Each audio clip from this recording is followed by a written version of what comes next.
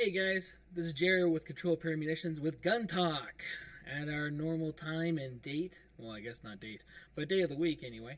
We're live here on YouTube at 7 p.m. We made it on time. It was a slow day today.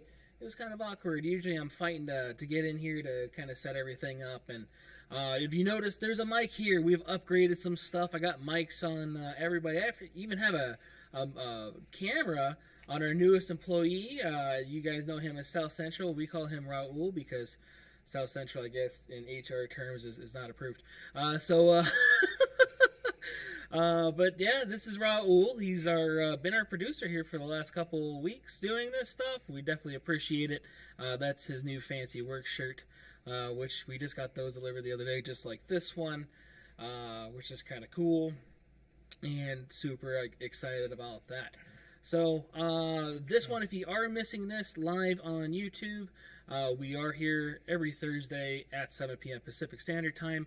If you're listening to this on our Google, iTunes, Apple, whatever the hell it is, Spotify, so on and so forth, those links are down below as well. So if you're watching like, oh shit, life happened, because it does, life's a four-letter word for a reason, you can still catch us on those platforms as well. And those links, again, are down at the bottom. My guest tonight is Lenny Davis. He has a really extensive background in this field and this industry, both in law enforcement and in training. So we're going to learn a lot more about Lenny tonight, what he does, what he did, what he does now, what he's continuing to doing, and we're going to go from there. So Lenny, boy, we've known each other for a few years now, like 5 years or so. Yeah, at least that long. Yeah. Well, I'm Lenny Davis. I'm a retired special agent with Department of Homeland Security, customs agent prior to being Homeland Security. Retired in 2005 and came to work for a contractor, was training troops for a couple of years, getting ready to go to Iraq and Afghanistan. Mm-hmm. Then I went to work for the Motion Picture Association of America as one of their anti-piracy investigators in Las Vegas here and in Nevada. Did that for a while, and then came to work for the State Department as a subject matter expert in the Global Anti-Terrorism Assistance Program. All right. So I got to go all over the world and teach law enforcement and military anti-terrorism techniques. Ooh. Which was fun. And then in 2015, I got hired by a company out of Texas to work a human trafficking case for the UN. And for the UN, huh? You had to wear a blue hat for that one? No, I didn't have to wear a blue hat for that. Don't hate me. Their check's cleared. Yeah. And then in 2018, that was over, and I opened SRT Special Services. And that's when we met. Yeah. And we're a security, private investigations, and training company. Okay. So. Nice. So you do a lot of training now? We do everything from CCWs. Okay. And civilian firearms. We do military and law enforcement tactical training. Tactical training for all those airsofters out there. Yeah. Well, no, that just goes to the law enforcement. Just the law enforcement? Yeah. We got to make sure we specify because you're gonna get a whole bunch of. Yeah, I'm not gonna run guys I'm not gonna show them all the keys to the castle. But, unless you've got a badge, and we do that. I mean, we do classes for civilians and teach them good tactics. Yeah. And that's always good to have too as a civilian, but not going out and doing full John Wick shit. Well, and I mean, you just don't go out and. I don't like to go out. I see guys that do it all the time, because, hey, I'm in Hollywood now. I'm going to show the tactics of, what we did. And I'm like, no, that's not what you do. Yeah. I don't like to do that. No. There needs to be a little mystique when there's a knock on the door that says police. We'll search for it, Right. So it's hard for you to watch movies too, and would you shut up? It's a movie. I get that all the time. But it's still horrible. You should try harder. Well, and you should try harder, and of course, a lot of it is budget driven. I've done some technical advisor work for some movies and stuff. Oh, nice. But it all depends on the budget. Can you say which ones or? Not really. No, okay. Yeah, I did. I trained a lot of actors for a couple of different films. Okay, cool. Well, like Mr. and Mrs. Smith or anything. No, it wasn't that cool. I'm sure you look good in a skirt anyway. Yeah. So this is how you're gonna hide the stiletto. Yeah. Yeah. You're a dirty man. I am. The thought of Angelina, you know. Oh, yeah. Yeah, I can't help myself. Right.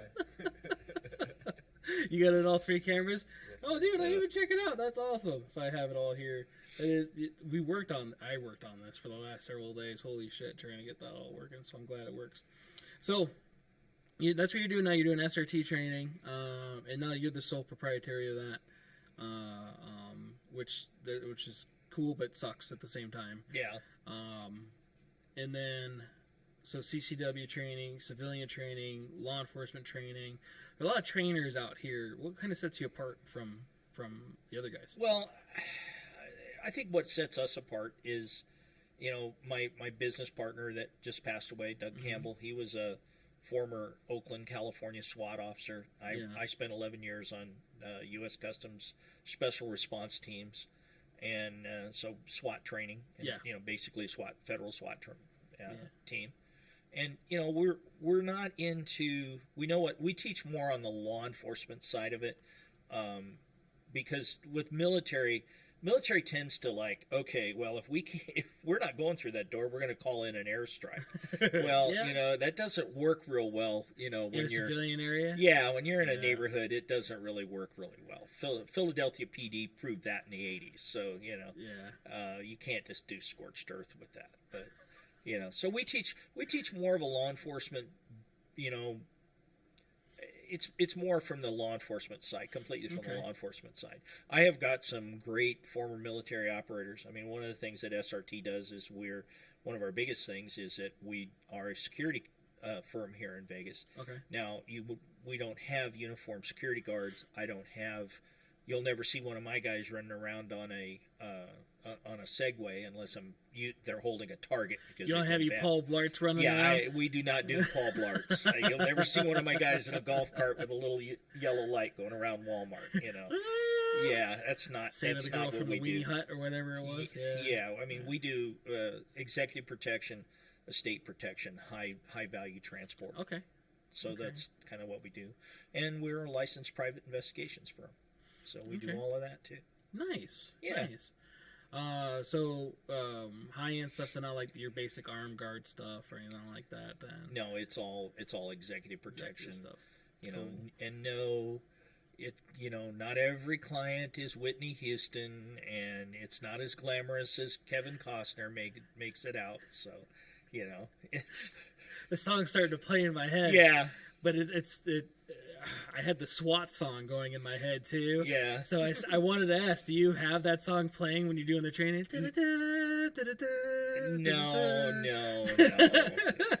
No. Samuel L. Jackson. Come on, motherfucker. We've done that. Well, every time I watch that movie, that was that part of that where they were all on the ranges and they were doing the running up the hill and everything. The cool guy tucks and rolls. Yeah. Well, running up that hill, that's at the LA County Wayside Sheriff's Range. Okay. Is where that facility is, and that little house where they were throwing the flashbangs. Yeah, little kill house. Yeah. I've been in. I can't tell you how many times I've thrown flashbangs in that place. Really? Yeah.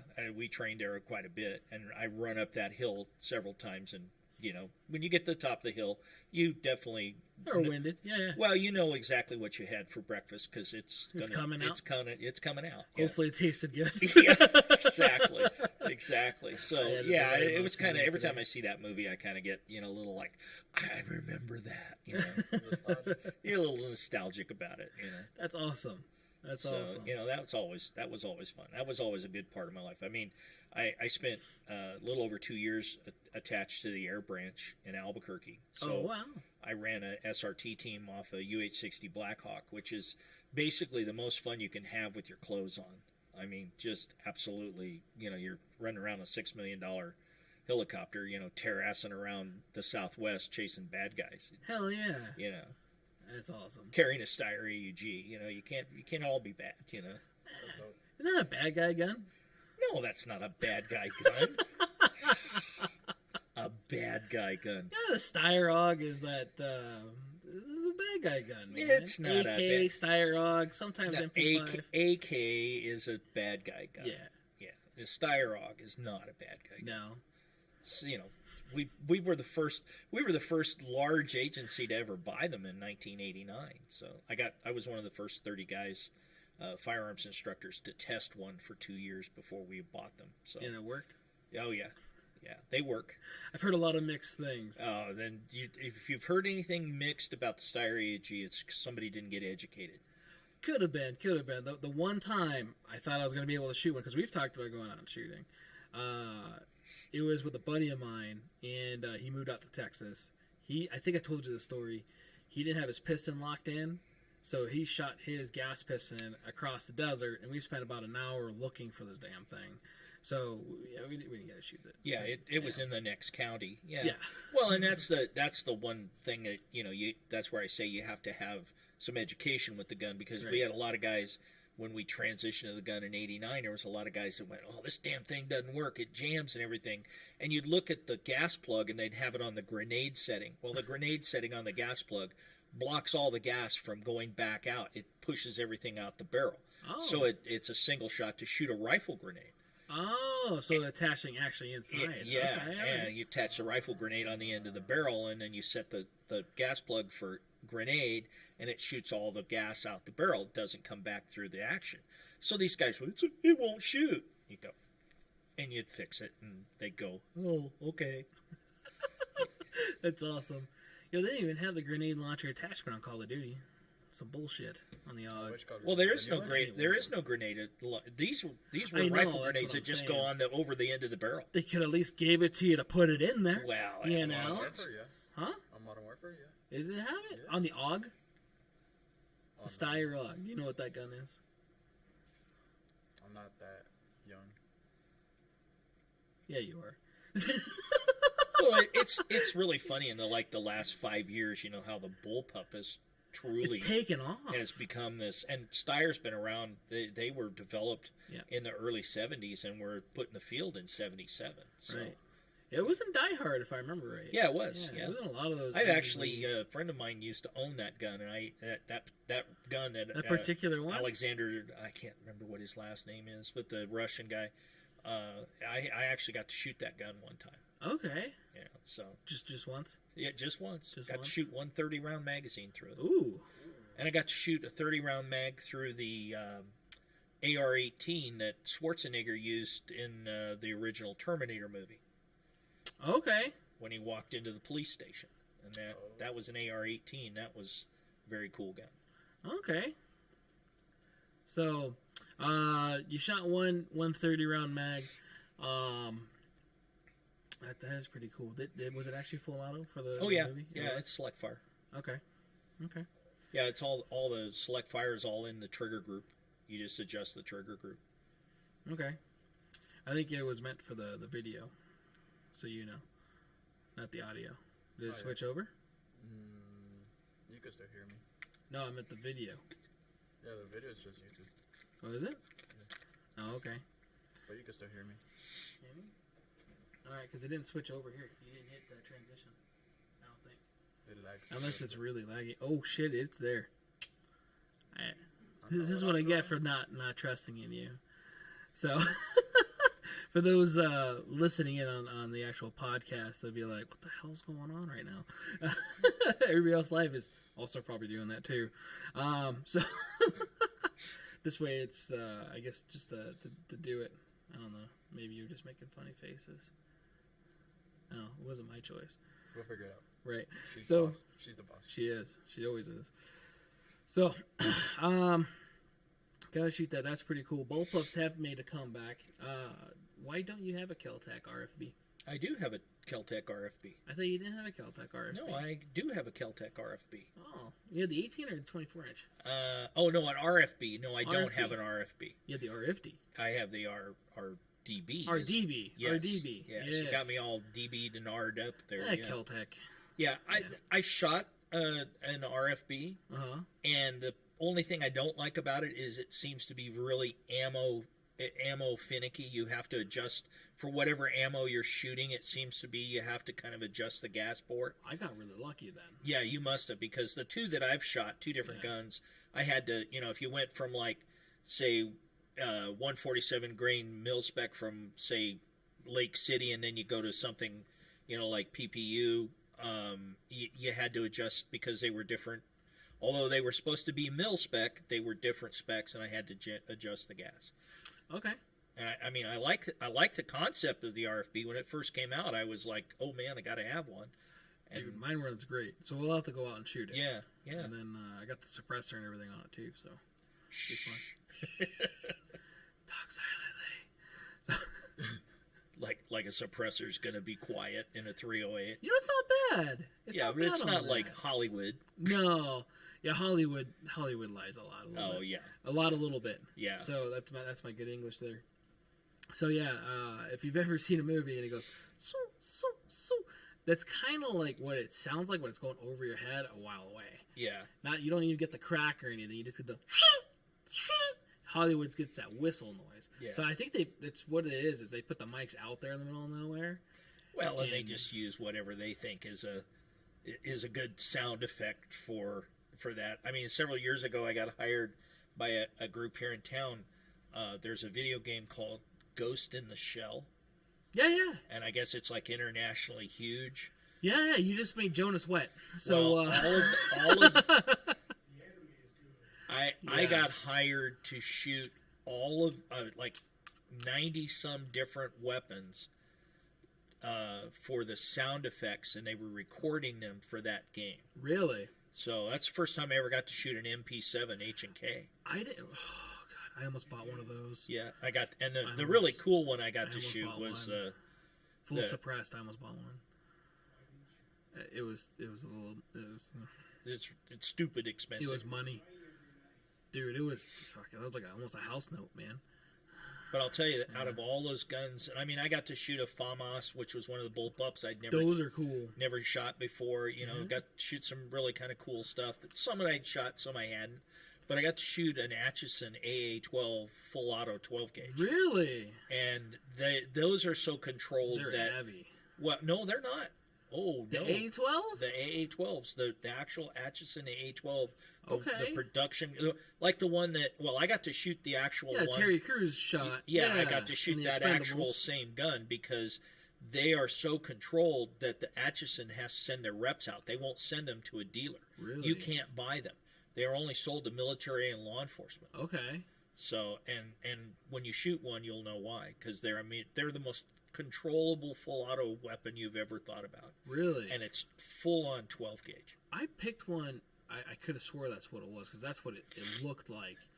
No, I don't doubt it was full auto because it was wherever it was. It was at a gun store. But even at a gun store, depending on your SOT stuff, you could get a law letter as long as you're they won't let an AA-12 out to a law letter.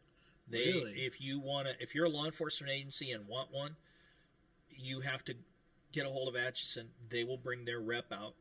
They will not sell those guns to a dealer on a law letter or anything. So as a law enforcement trainer, do you have one? I wish I had one. So do I, because I have ammo. Yeah, yeah. You wouldn't have it for long because that thing's such a giggle to shoot. Yeah, I'm willing to waste some ammo for that. I'm telling you, when you're shooting like number 4 buck, and you're shooting 3 and 4 round bursts, and you're just on target with every round. Really? It's not climbing or anything. I wonder what the hell they held that, because that thing was a brick. It was probably the original. I can't remember what the USAS. The USAS. That's what it was. Yeah, that was the original Korean version, and then Atchison got it, and they revamped the design. Okay. And it's really it's a superb.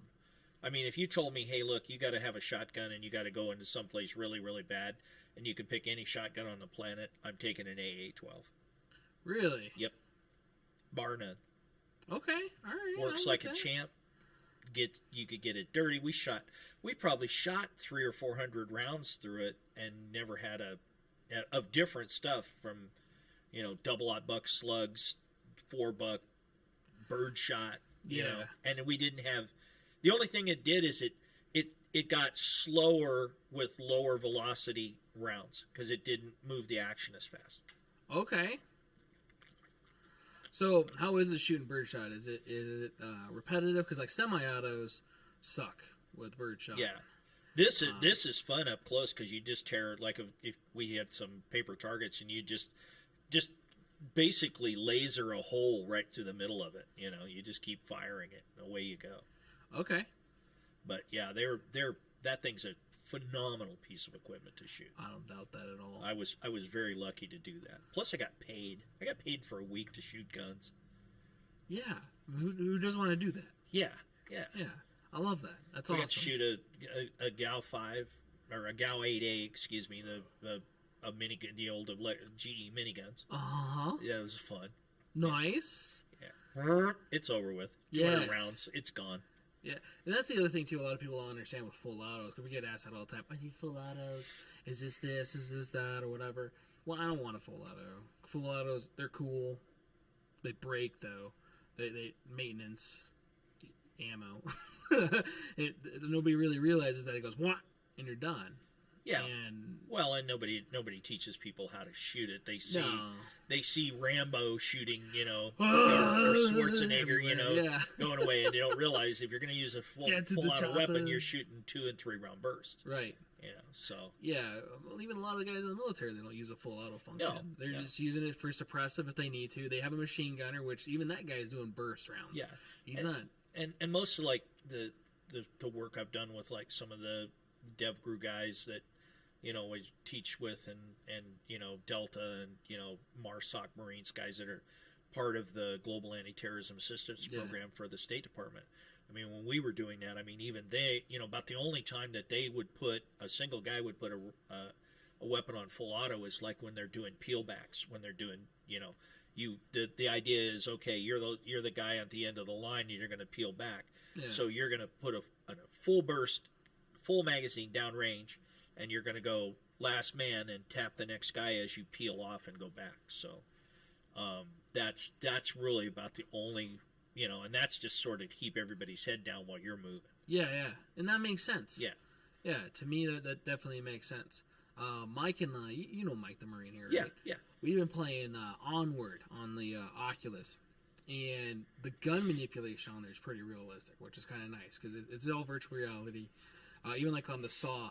To start out, which I had no idea because I got murked really quick because I went click, click, click, click, which guns don't go click, click, click when you just pull the trigger. So really quick, not like the movies, right? Yeah. With the Glock, the slides back and the trigger's back and it's going click, click, click, click.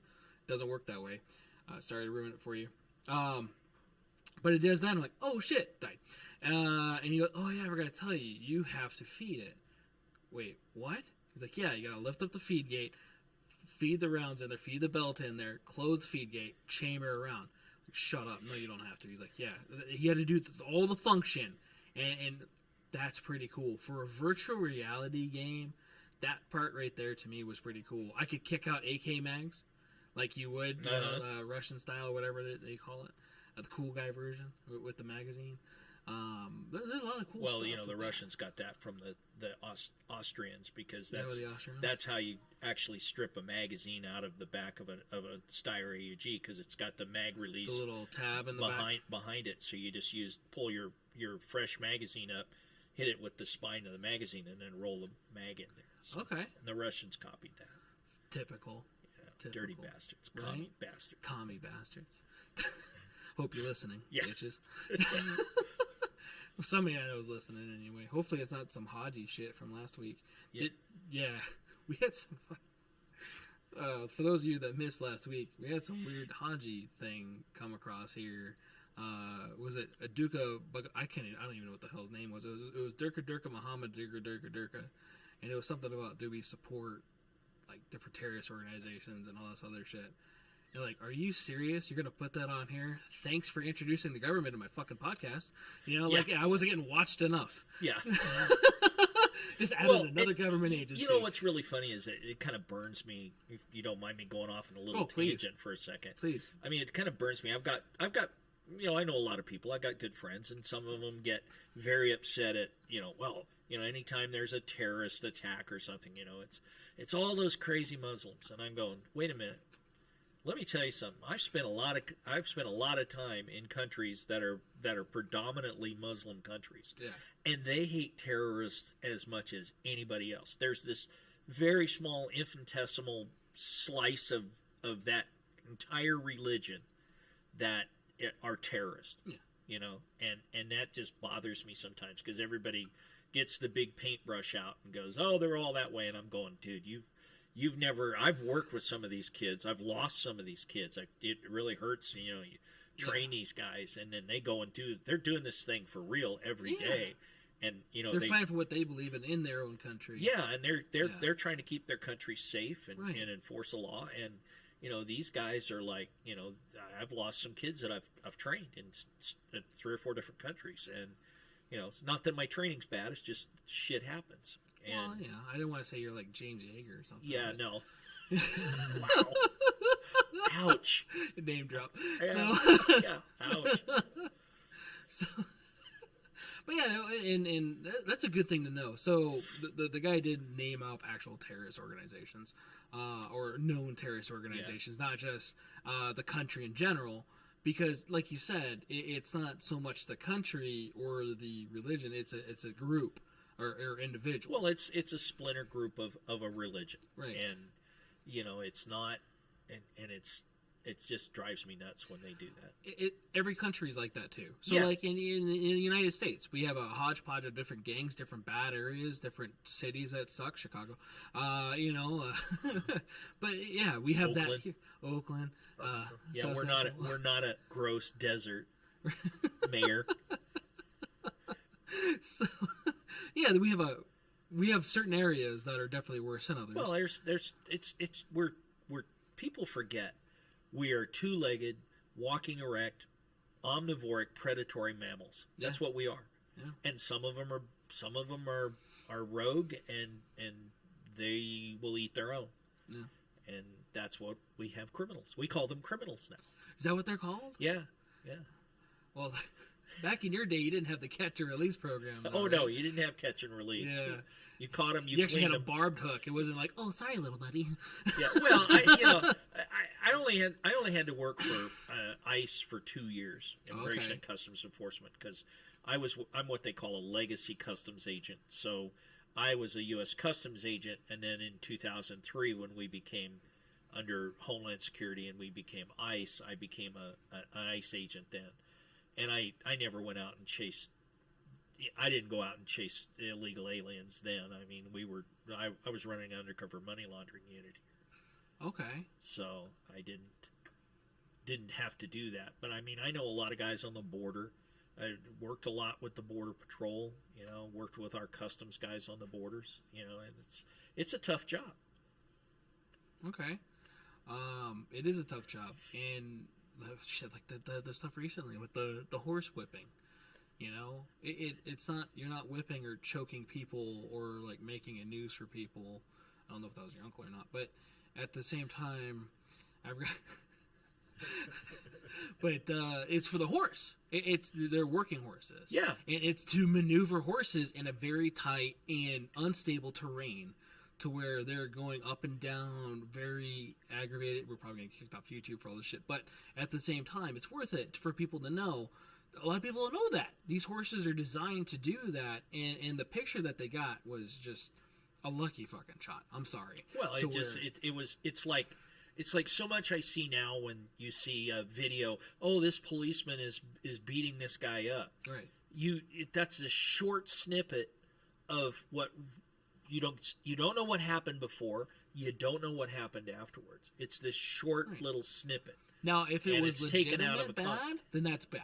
Well, yeah, but those guys are using those reins not to whip anybody. No, they control the horse with it. Yeah, right. And it was made because of the angle of the picture, and then some idiot who's a photojournalist or a producer at MSNB Communist Broadcasting Corporation went, oh, look at this, they're whipping those poor illegal aliens. Yeah. And they're not. No. You know, and it just got blown. And of course, you know, and it never helps when you have somebody like our current resident of the White House that immediately goes, oh, this is terrible, and I'm going to order an investigation into it. And it took them about 4 months, and then they all went, oh, by the way, they really weren't whipping anybody. That's just the way they run the horse. But you don't see the media didn't grab the big thing about, oh, hey, those border patrolmen that you thought were whipping those people, they were actually working the horse, and nobody got whipped, and it was blown out of court because, heaven forbid that we make the current. No, yeah, can't be good. Can't be good for that, right? That would be horrible. I promised I would keep politics out of my statements tonight. So you're okay.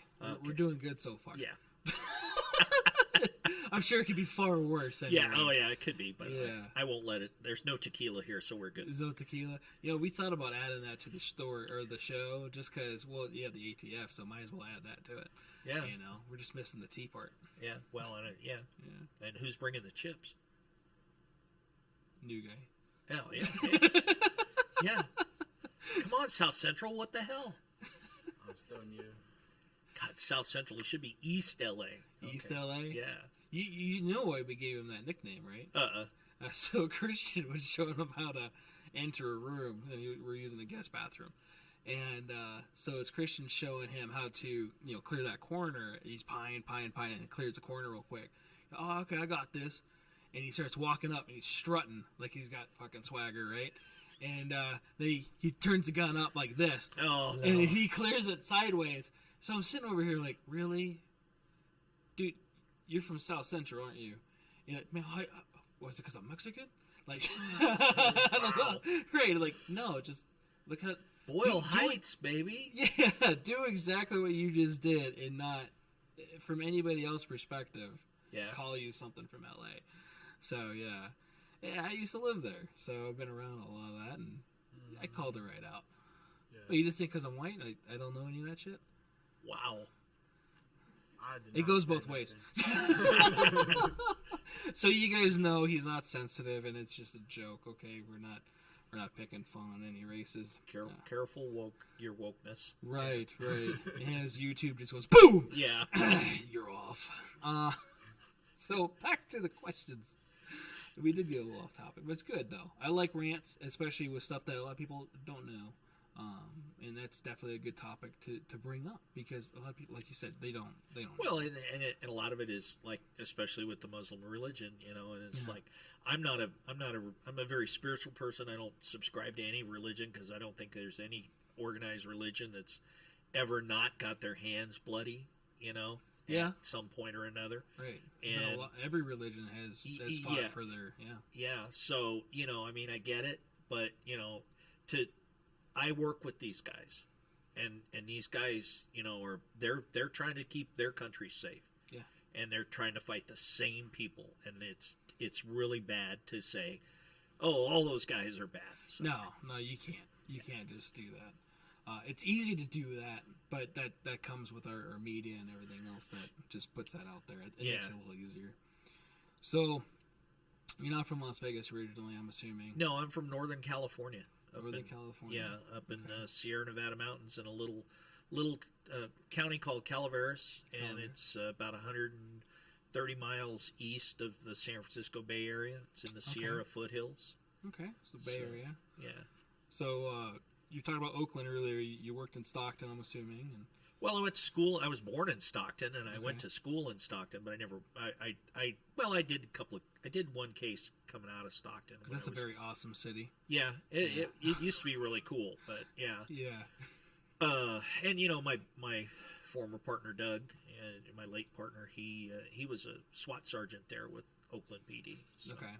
I did a lot of when I first started with customs. In 1978 I came back from Korea as a military policeman, and I was assigned to the Presidio of San Francisco. So oh wow! I did a lot of time in the Bay Area. Yeah, that's pretty. Yeah, that was fun. Okay, at least you're able to go back home, sort of. Well, that was then. It's no longer home. Vegas is home for me. Well, you know what I mean. I've spent more time now in my adult life in between Reno. I opened the office for customs.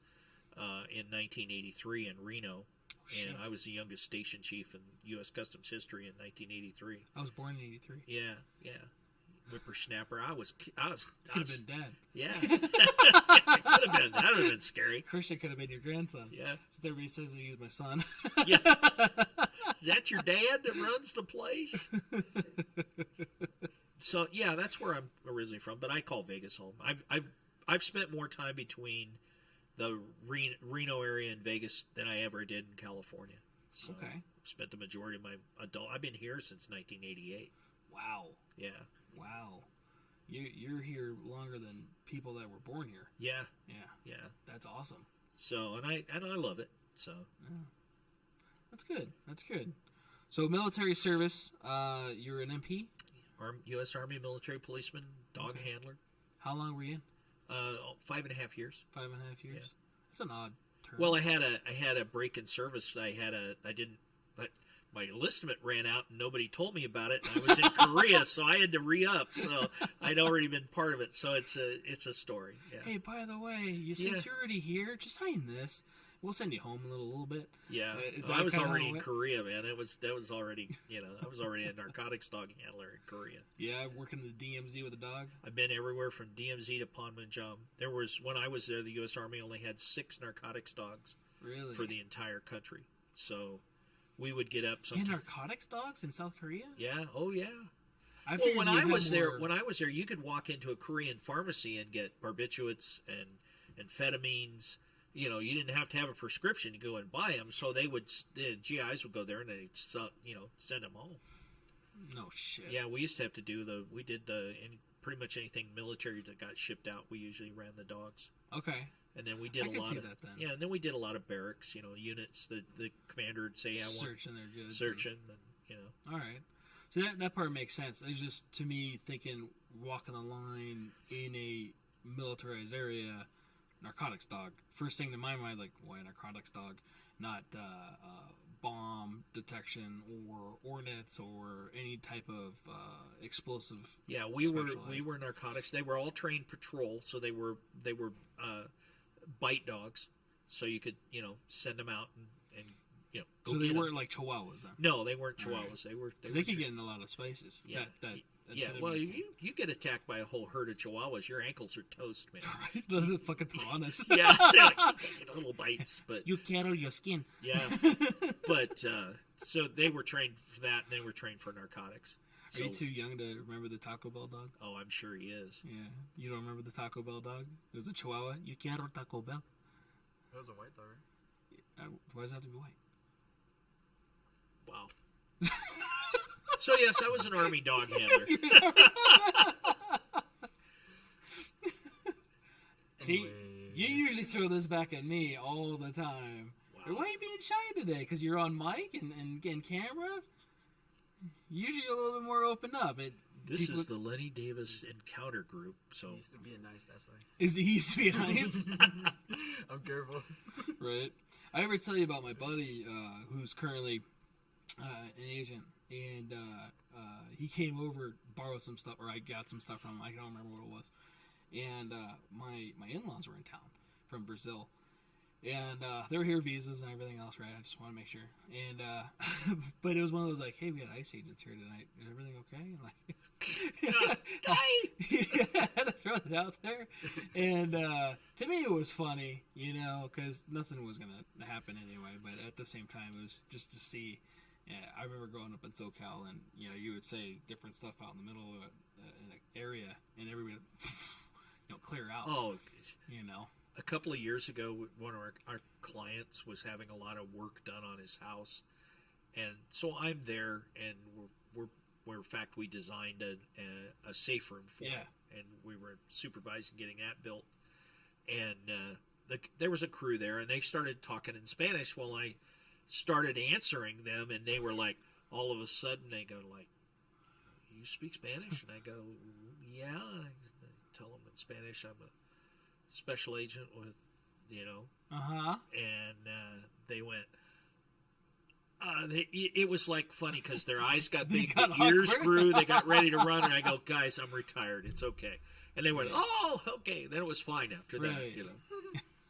So I was like, I'm no longer in the Migra. No, So, no, man. And a lot of it too is a lot of them are working hard to get their Oh, papers yeah. and Yeah. different stuff, which, all for it. This is a country of immigrants. Yeah. My family came over. If you do it, I have nothing. Do it right. Do it right. Yeah. But it sucks. Don't. There's people who do it right, and they it takes time. It does. And they get like, well, okay, I don't want to wait. Well, be patient. Right. And do it right. Matt, who used to work here, right? Uh-huh. I ever tell you about that? Uh-huh. He was going through his paper. He got them, right? Which, it's good for him. When he first hired on here, he bought his first gun. And he didn't pass. And he started freaking out because he's in the process of his papers. And that's kind of, what I mean? So he had his permanent residence and all that other stuff. And he was really worried for a little bit. A couple weeks later, because we didn't know, you can't work here technically, if you can't be in possession of or own one. And he, luckily 2 weeks later, they hey, by the way, sorry. Well, you guys scared me. Well, the 3-day delay the other day. three day delay, first time ever in a private sale through this store, and the highway patrol holds me up for 3 days, and I'm going, me? Yeah. It's not the highway patrol; it's the Department of Public Safety. Oh, excuse me, it's the Nevada State Police. Yeah. Sorry, guys. Right, they get sensitive. Yeah. I'll probably get there'll be 12 silver cruisers between here and home when I leave. Yeah. Remember that shit you just said? Yeah, we were watching.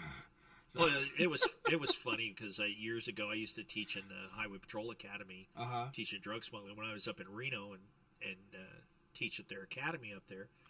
And I always tell them, I said, look, guys, if you see a vehicle going down the road and it gets stopped and there's a guy looking like me, and I had long hair and beard, and I was a dirtbag looking guy then. We're not all bad guys, Yeah. And invariably I'd get stopped because when you're out in the middle of nowhere, Nevada, your foot's in the fan when you've got master badge in the back pocket, Right. And get pulled over, and they come up and they go, "All right, sir, can I see?" Oh, damn it, it's you, Lenny. You taught my academy. Do you remember me? I go, yes, sir, I do. You were a good student. All right, well, go ahead and go. Oh, yeah. That's awesome. Yeah, so, no, it was always good to see that. Yeah. The reciprocation of that stuff is pretty good. Well, as long as it's within reason, too. I've seen some of those videos. I don't know if you've seen it where inebriated, and it's like, come on, man. And even you can see the highway patrol guys, Yeah. I came up, cameras on. Oh, yeah. You know better than this. And it's usually a high-up guy that has nobody has an excuse. Yeah. But no, it's not the way that's really... Yeah. It's a career breaker too. Oh, yeah. So, you're in Korea. You know Korean? Oh, skosh. Skosh. All the Korean words I know anymore are pretty bad. Well, I think that goes with every language. Yeah. I can order a beer and several sex acts, but that's that's awesome. Yeah. Several sex acts. That's a first for me. So we already talked about your law enforcement background, and we talked about what you do now. How often do you hold CCW classes? We're doing them about twice a month. Okay. We have them scheduled about twice a month on our website, srtspecialservices.com. There you go.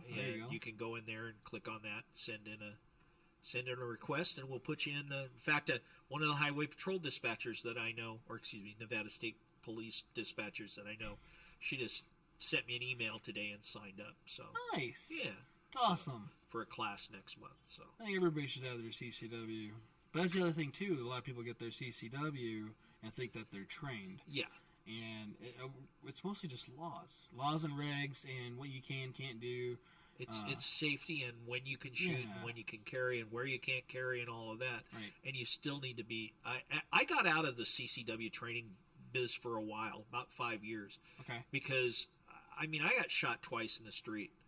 And I got more guns pointed at me in 2.5 years of teaching CCW than I did in almost 30 years in law enforcement. Yeah.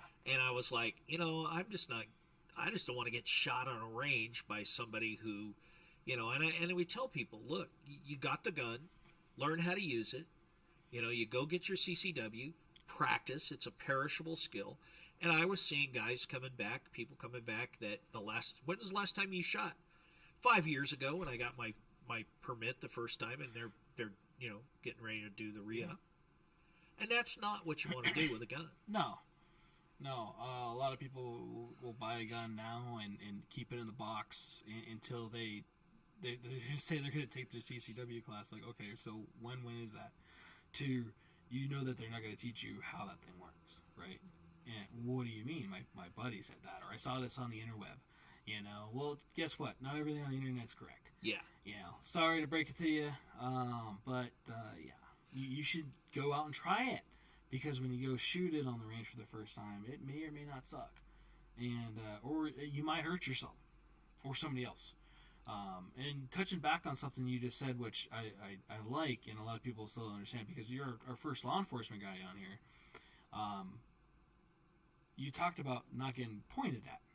Yeah. In law enforcement. You probably did once or twice, but I did a couple more times than that. Yeah. But yeah. So, but a lot of the times too, people will depict law enforcement agents or look at law enforcement and or federal guys and think that it's like end of watch or training day or something like that, where you're in fucking gunfights for 12 plus hours in a shift, and you know.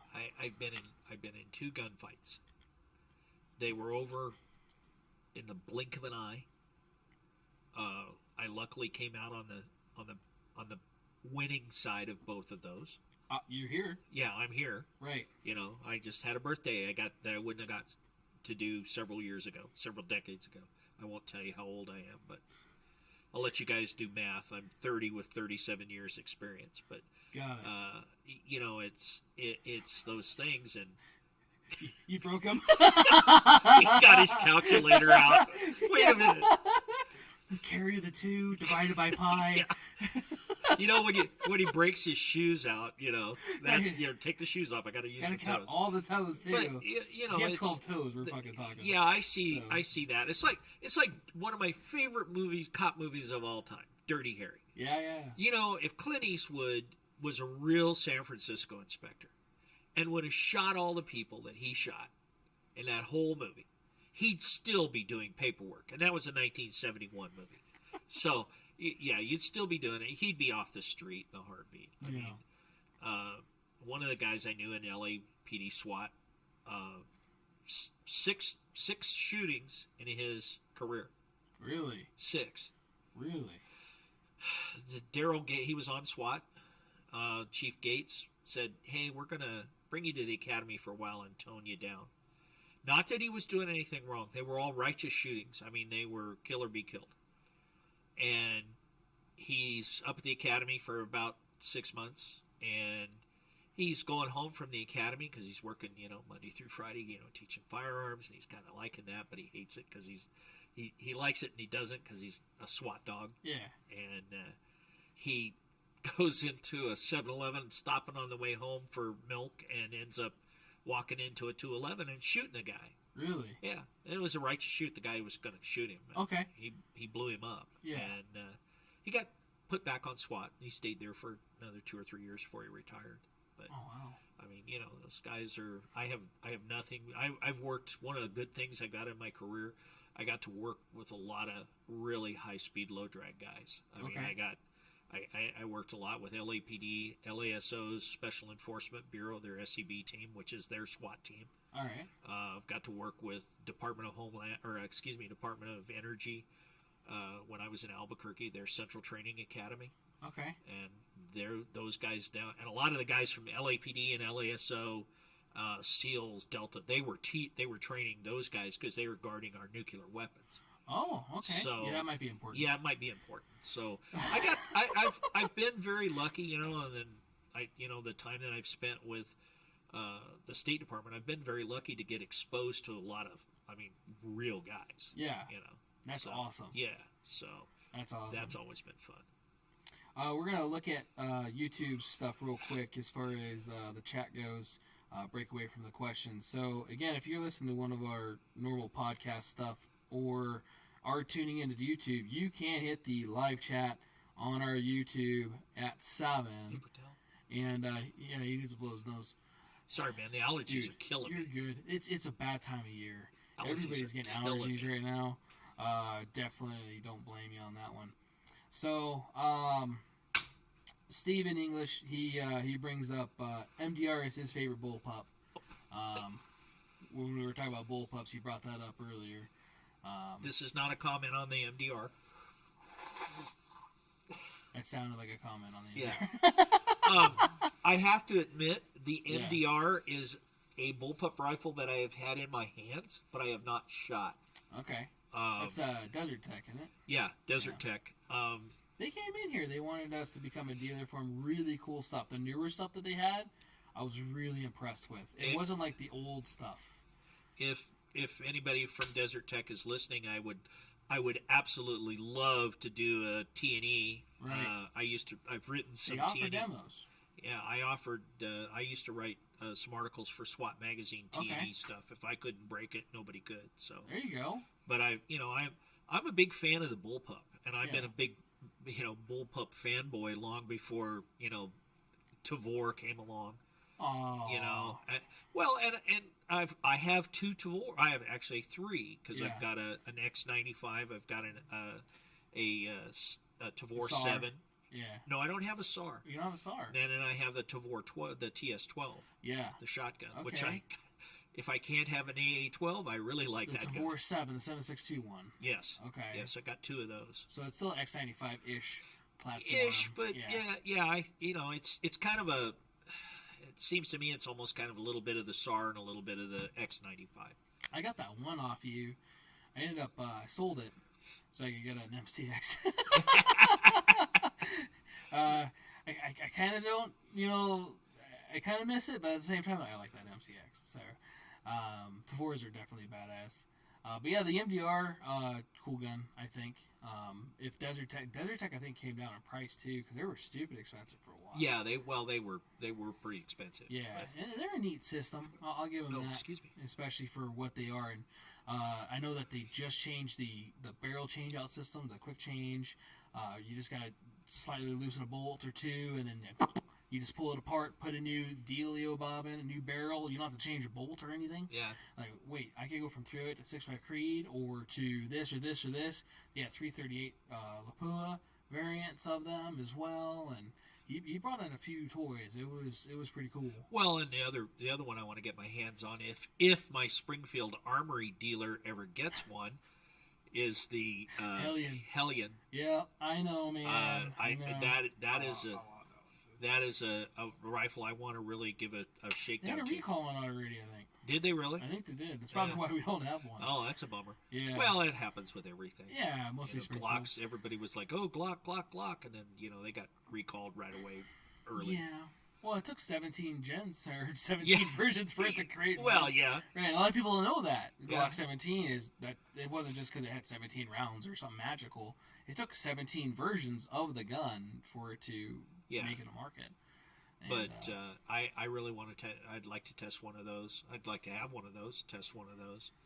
I'm a big Steyr guy, but that's because I carried one daily for 18 years. Yeah. I like the X95.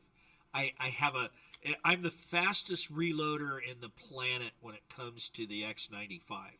I can reload a magazine faster than anybody because I have this tendency, because I'll drop the magazine with the actual mag release, and then I put the new mag in, and then I'm like, all of a sudden I hit the your thumb hits it. I hit the bolt release, and man, I'm fast with that, but not because I try. It's just the way it is. Practice. Yeah, well, a lot of it comes down to practice. Well, yeah, I mean, and it's like K&M Manufacturing out of Phoenix. They make a couple of great bullpups. M7, I think it's the M17 and the M18. They're 5.56 and 308. They were based on the old Bushmaster M17 original bullpup, which nobody liked because it was just poorly engineered. Well, you said Bushmaster. Yeah, Ken. yeah, I did. Oh, so but I mean, Ken that runs K&M, he started his company by taking those old guns and really making them and modifying it and making them great. I've got one, and it's a super bullpup, and it uses AR mags and the whole bit. It's a shameless rip of the Bushmaster shamelessly ripped the AR-180 or the AR-18. Yeah. So it's like you open it up and it's like, this is like my AR-18, But, I really like it. And then, they've got the 5.56 and 7.62, and I think he's doing it 300 blackout. I haven't looked in a while, but those are really good rifles too. Okay. I for a bullpup. Good to know. Good to know. Then we have one question on the chat, and we'll go back to our normal questions. It's because we were just talking about situations, and that's why I wanted to bring this up. But I also didn't want to forget Steve. So Daniel asked, "What is your scariest situation that you've ever been in that you can tell with and or without a gun?" So she put with and without? With so and like without. two different stories. Well, the two scariest situations I know without a gun was walking both of my daughters down the aisle. Yeah. And of course, I threatened both of my son-in-laws and, basically told them they'd never find the body if they were my daughters. I mean, I did a lot of stuff that was, at the time, I probably didn't think was... You don't think about it in that situation, You don't think about it. Everything's going like this. Yeah, we used to do stuff that, I think probably one of the things that's, kind of, you'd think about it later and you'd have a shot in about 3 beers because we did a lot of stuff with customs, like when we were flying behind a guy, we'd have usually a radar airplane, and we're all lights out. Yeah. Okay. And it's not like Star Trek. You don't have 360-degree radar. Okay. So usually the plane that's got the lock on him with the radar, he's got one little light to the rear. So now you've got these pilots, and there may be 4, 5, 6 airplanes flying really close proximity, and we're all lights out. Really? And I mean, we're sitting in the back of a Black Hawk, and you're just going to go where the hawk goes, and if it lands or if it falls out of the sky, you're going with it. And it's got the Black Hawk with no motors got the glide ratio of a safe. So never seen the movie. So, yeah. Oh, but that was you're close to reenactment. Yeah. They just. But you're flying along, and you're realizing, and you're on the headsets, and you're kind of going, okay, we're going to go out and get these guys when they land, and you're all of a sudden thinking, man, there's like 5 other airplanes out here. If we have a fender bender, when you have a fender bender with an aircraft, it's a bad day. Or you just can't pull over? Yeah, you just can't pull to the curb and get out and start. Where's your insurance? And yeah. So, that always kind of worked on you a little bit because, you sit there and go, oh, well, yeah. You didn't, not then, but usually like when we were done, it was like, oh, we did that again. And then, you're silly, stupid. You go back to work the next day and do it again, Mm-hmm. Well, you don't think about it then, too. Yeah. Yeah, we were bringing up the situations earlier. A lot of people, it's easy to watch on YouTube or on the news or wherever it is and be that Sunday quarterback or couch quarterback, cowboy, whatever they call it, right? I always fuck that up. But when you're in the situation, you have milliseconds. Seconds, actually. But the average gunfight's 3 seconds. Oh, yeah. You were talking earlier. Your 2 gunfights, they're quick and done. Blink of an eye. Right. And a lot of people don't realize how quick it is to come out, point, present, shoot, take. Yeah. And it's fast. I mean, I can remember I was doing an undercover here in Las Vegas years ago for ATF. Yeah. And there was a guy who was a truly badass. He'd gone to prison for murder, and he was out. He got paroled on a murder charge, and he got a hold of an informant and said, "Hey, we're gonna." And the informant went to him and said, hey, this guy's got guns for sale. And he said, well, okay. And he said, come pick me up and I'll go look at his guns. Well, the informant picks him up. They go into this mobile home on the east side of town, and he's got a .22 rifle, a Ruger 1022, and he cuts the barrel off in the front, and he cuts just a pistol grip. Yeah. And he's tall. He's like 6'6", 6'7". With a sawed-off 1022. With a sawed-off 1022, and he tells the informant, and luckily the informant was wired, and they told us, because we had a bus team in the adjoining room, but he goes, hey, he told the informant, look, we're not going to buy these guns. We're going to get up there. I'm going to take a look at it. I'm going to kill this guy. As soon as he turns his back, I'm going to shoot him in the head. Yeah. And they got the room videoed and audioed and the whole bit. And the bus scene, was one of the guys was supposed to knock on my partner. I said, hey, I'm waiting for him. He's down at the casino. And he knocks on the door. Hey, man, I'm here. And I went to go to the door, and you can see the video. And he starts to reach in and pull this sawed-off 1022 out when, the world comes in from the other side with a shotgun and goes, don't do it. Right. And, you watch that video. I watch that video about once a year and go, oh, okay, But, you just, it's what you do at the time, you know. You don't think about it. Yeah, you're doing a job. You just do it, Yeah. You rely on the guys that are next door Right. in the raid jackets and the body armor and the shotguns, that they're going to be there to Yeah, you're make it relying on them, happen. they're relying on you. Yeah, It's a team thing. I had a gun. I was, the whole thing was, I'm going to go to the door and I'm going to go into the restroom or into the bathroom and I'm going to lock the door. Going to get in the bathtub. I've got a gun. And if he comes to the door, I'm going to drill him. But Right. I never got to that far. But you just plan and that's what you do. Yeah.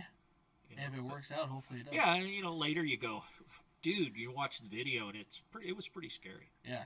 It was pretty Sometimes it shows angles that you had no idea. Well, was there. yeah, I mean, you don't Your realize how television, this too. guy literally was. He had this sawed-off rifle about halfway out of his shorts. Yeah. He had long board shorts and he was real tall, so he had this about halfway out. I mean, if those guys hadn't hit the door at that time, he would have killed me. There's no doubt. He'd have murdered me and took every one of those guns if I was a real bad guy. Right. So yeah, you do kind of stuff like that. But it's what you do. You plan for up here and hope everything's down here, and away you go. That's all you can do. That's all you can do. That's all you can do. And if you can't do that, you probably shouldn't get out of bed in the morning. Right. That's cool. You have that video. I'm sure a lot of that stuff's humbling too, because a lot of us gun guys, we think that we're all fucking badasses, and you're like, yeah, I have this many guns, or I have this, or I have that, and without that training or without anything, you're really not as good as you think.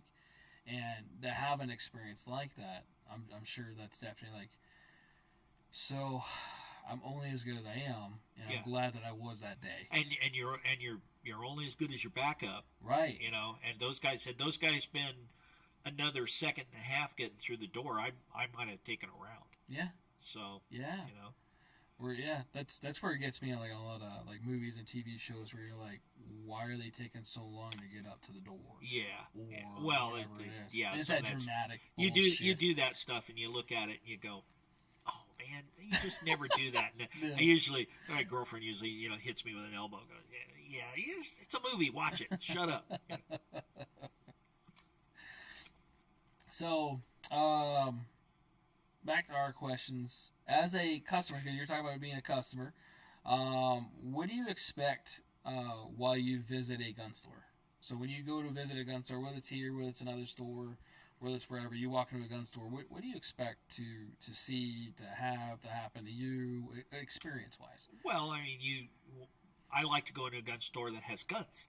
That helps. That helps. Yeah. And in the last couple of years, that's not always been real easy to do. Yeah, that's been hard. I really would like to go into my Springfield Armory dealer and get a Hellion, but that didn't happen. But that same guy did tell me, hey, I got this Smith & Wesson CSX. Yeah. And I walked out of here with the first one of those. So, Yes, which you I did. still love that pistol, by the way. Yeah.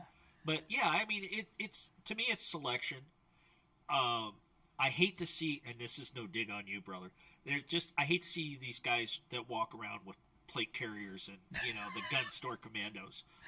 Okay. So everybody that doesn't know, South Central was walking around with a plate carrier on before you found out he had an actual work shirt and he was approved to work here. But I walked in and goes, is Right. there a problem? Right. We told him that an ICE agent was coming. He would just take a protective Right. measures.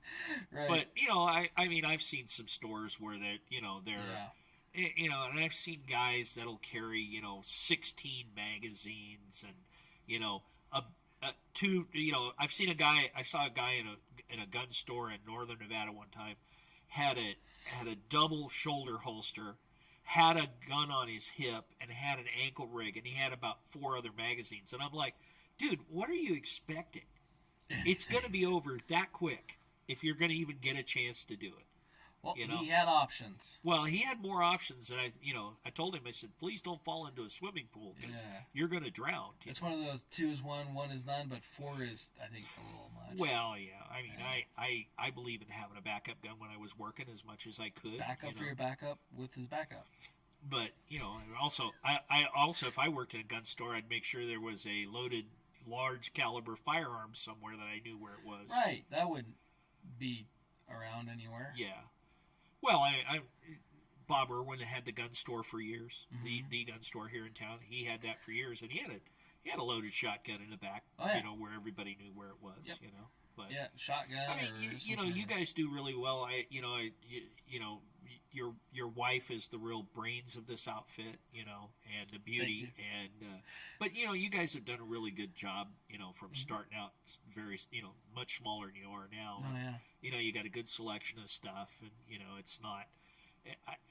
I hate to see a gun store that looks like the last gun show I went to, with beef jerky and lamps and beads and we were gonna get some of that stuff, lava lamps and some incense. And yeah, shit, the worry stones. We're gonna have a farmer's guy right over there. Yeah, there you go.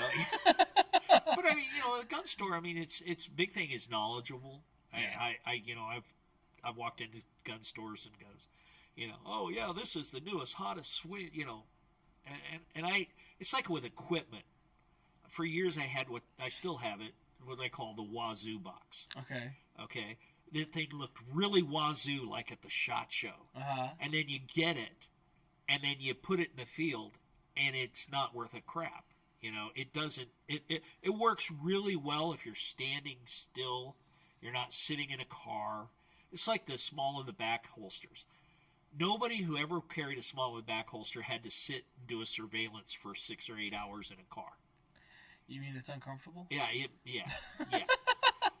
So I mean, it's those kind of things, and I have it, I throw those stuff in the what I call my Wazoo box, and I throw the Wazoo stuff in there, and then usually my friends will come by. What do you got in the Wazoo box? And if they want it, they can take it, or I'll here I'll trade you off for this or whatever. Yeah.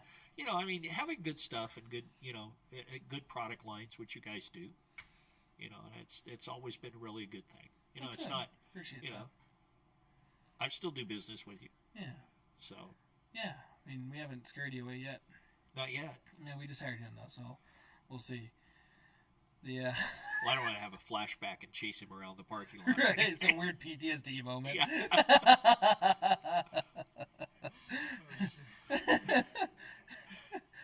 Cuesta se boca abajo. Ahorita. Oh shit. So, and that's in any gun store in general, so we did that. Who's your favorite salesman here? You can hurt their feelings. Ammo. Ammo's Ammo's my favorite salesman. He's a lot of people's favorite. He's salesman. a lot of salesmen. Yeah. No, you got some really good guys here. Yeah. That all. You've never even sold me a gun, so let's not even get there yet. Okay. Not yet. Yeah. But no, I mean these guys. It's a hard sell. They've all, Yeah. They've all been helpful at one time or another. So. Okay. Well, good. I usually try to see you, so I put the arm on you. Yeah, it happens. Those things. You put the arm on me regardless anyway. So, yeah. Which is fine. Yeah, a lot of people do, and it's definitely fine. But you've got some really good staff here that know what they're talking about. I hate gun store the term and the stereotype of gun store commando. Yes. And I see it a lot where I'm in a gun and I'm looking and a guy will walk in and he'll go, oh, you got it. I'm looking for a gun for my wife. Oh, well, this is what you need to have. She needs to have this new high speed, low drag, 18 shot, here's a SIG M17. Great gun, not necessarily a woman's gun, and not necessarily a new woman's gun. And it's the same thing with a 2-inch revolver. Oh, get her a 2-inch revolver, she'll love it. Right. 2-inch revolver, one of the hardest weapons to master. You mean they suck to shoot? Yeah, they're tough to shoot. And there's not a lot of people that still teach revolver. No. You know, the actual techniques of how to shoot a revolver. It's not like shooting an automatic. No. And if you don't know what you're doing, and that's why a lot of people like with a double action, single action, like a Beretta 92 or the older Smith & Wessons, you know, where you have that really long trigger pull. Well, if you know how to shoot a revolver, that first one's not bad. Right. But you got to learn how to roll the trigger, and that's something that a lot of guys don't know how to do because they've never been trained to shoot a revolver in their, you know, previous career or whatever. No, yeah, I get that. And then some revolvers too have their sights are different. So they have a giant front sight, and a lot of that's for elevation. Right. And you have to kind of figure out your yardage with that, because I had to learn that the hard way. Where I'm sitting there aiming a revolver, going, why the hell can I? What if I tip it down a little bit? Ding! Oh, there it goes! Yay! And you have this sight that's, you know, I'm exaggerating, but it's a good almost half-inch tall with like a little dovetail thing in the back, and you're having to sit there and adjust that. The trigger part, I get that too, because a lot of people will twist it one way or the other. If they try to hold it like a semi-auto without having their thumb forward and all that other fun stuff too, they're gonna get a wake-up call with the gas pressure. Well, you get a lot of people that, you know, the biggest problem with it, you know, when I say roll the trigger back is I tell people, I teach them, just keep rolling. Once it starts moving, keep pulling. Nice, smooth, easy pull to the rear. All the rear. All the way. Smooth pull all the way to the rear. Nice. And they get there and they get it about halfway and they stop because they want to try to set their sights up again. Yeah. And then they mash the trigger and they're it's completely really off quick and it throws a Yeah. shot. Never say I've never done that, but right. Yeah. You get a little too cocky sometimes. We'll go shoot for beers one day. I We'll like see. that. We'll I see. like that. We can With do the that. revolver. Or shot for shot. Yeah. There you go. Right. We better shoot revolvers because if we shoot something with a, you know, like my 509 or something, we're in deep with a 25 rounds. Yeah, 25 rounds. We're going to be in deep trouble. Right. We need an Uber. So we'll just do shots afterwards. We'll make sure it's safe. Yeah, you for never everybody drink, that's never on, drink like, and shoot. Right, because that's I know irresponsible. a guy told me a long time ago, you never mix gunpowder and alcohol. Besides, it tastes like hell. Yes. So. Yes. Yeah. It doesn't go down well. No. You remember that night. I didn't tell you to bring a firearm because that was going to be the next question. Was what firearm? And we talked about probably having you back on here for that later anyway. So what kind of firearm you brought tonight? But to show off that. So favorite firearm brand. Let's start with handgun. See, and I'm really, it's tough because I've got the 137th Glock 17 that was imported in this country in 1986. Ooh. Yeah, I still have From it. the Deutschland. Yeah. And I, you know, I'm a big fan. I was a big fan of Glocks. I'm a big fan of Browning high powers. You know, I'm. Which you're waiting for the SA-35 too. Yeah, which, you know, my Springfield Armory dealer is not getting on that. Working on it. Hello, can you hear me? I can. You know, I'm a big fan of the high power. A big fan of the 1911s, but I'm also, you know, I just bought the CSX. You know, the Smith. That's a great little gun. And that's Great a great little carry gun with 13 rounds. You know, Smith & Wesson sponsorship. So continue. Yeah, well, I had to do my little plug. You know, I'm a big fan. I've got to admit, I've gotten into FNs. Yeah. And not just, you know, the high powers. I've gotten, you know, the 509 and the 502. My 502 just had a recall. Mine's not one of those. I had to make sure. Yes. I just got that email. Went, oh shit. Yeah. I've been trying to get 502. I am like a little kid in a candy store with my suppressor and my 502 and a bunch of subsonic 22. We have super subs. Yeah. Ooh, I don't know if you knew that. Yeah. No, I didn't know that. I need to keep some for. So stuff, those are that's a fun gun to shoot. But yeah, I mean, I've gone through the whole thing in my life of, you know, I'm still a big revolver fan. I've got some tremendous, you know, older revolvers. And everybody goes, oh, it's only got 6 shots. Well, I got news for you. I've never had to shoot more than 6 shots when I was carrying a 1911 when I got my first shooting. Yeah. So hopefully not, because you only had a couple left. Yeah.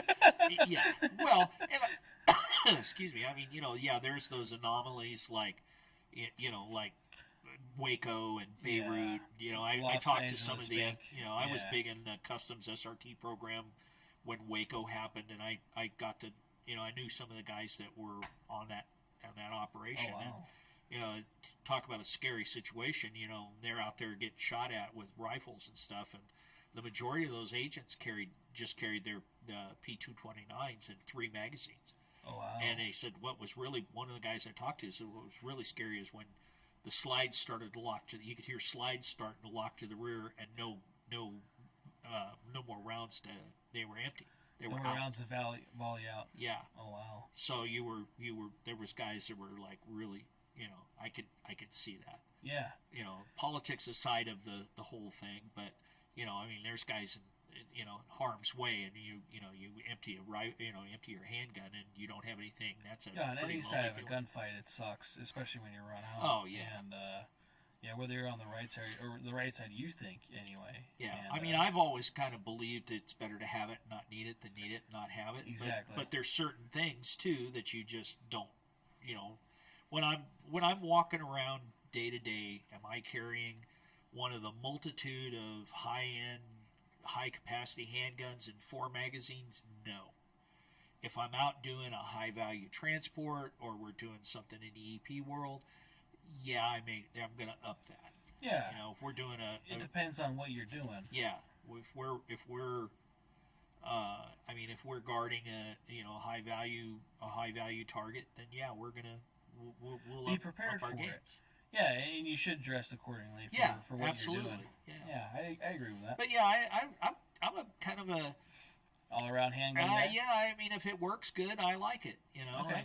And I'm not I've got a pretty diverse bunch of handguns at home. So, Good. As one American law-abiding citizen should. absolutely. Right. Absolutely.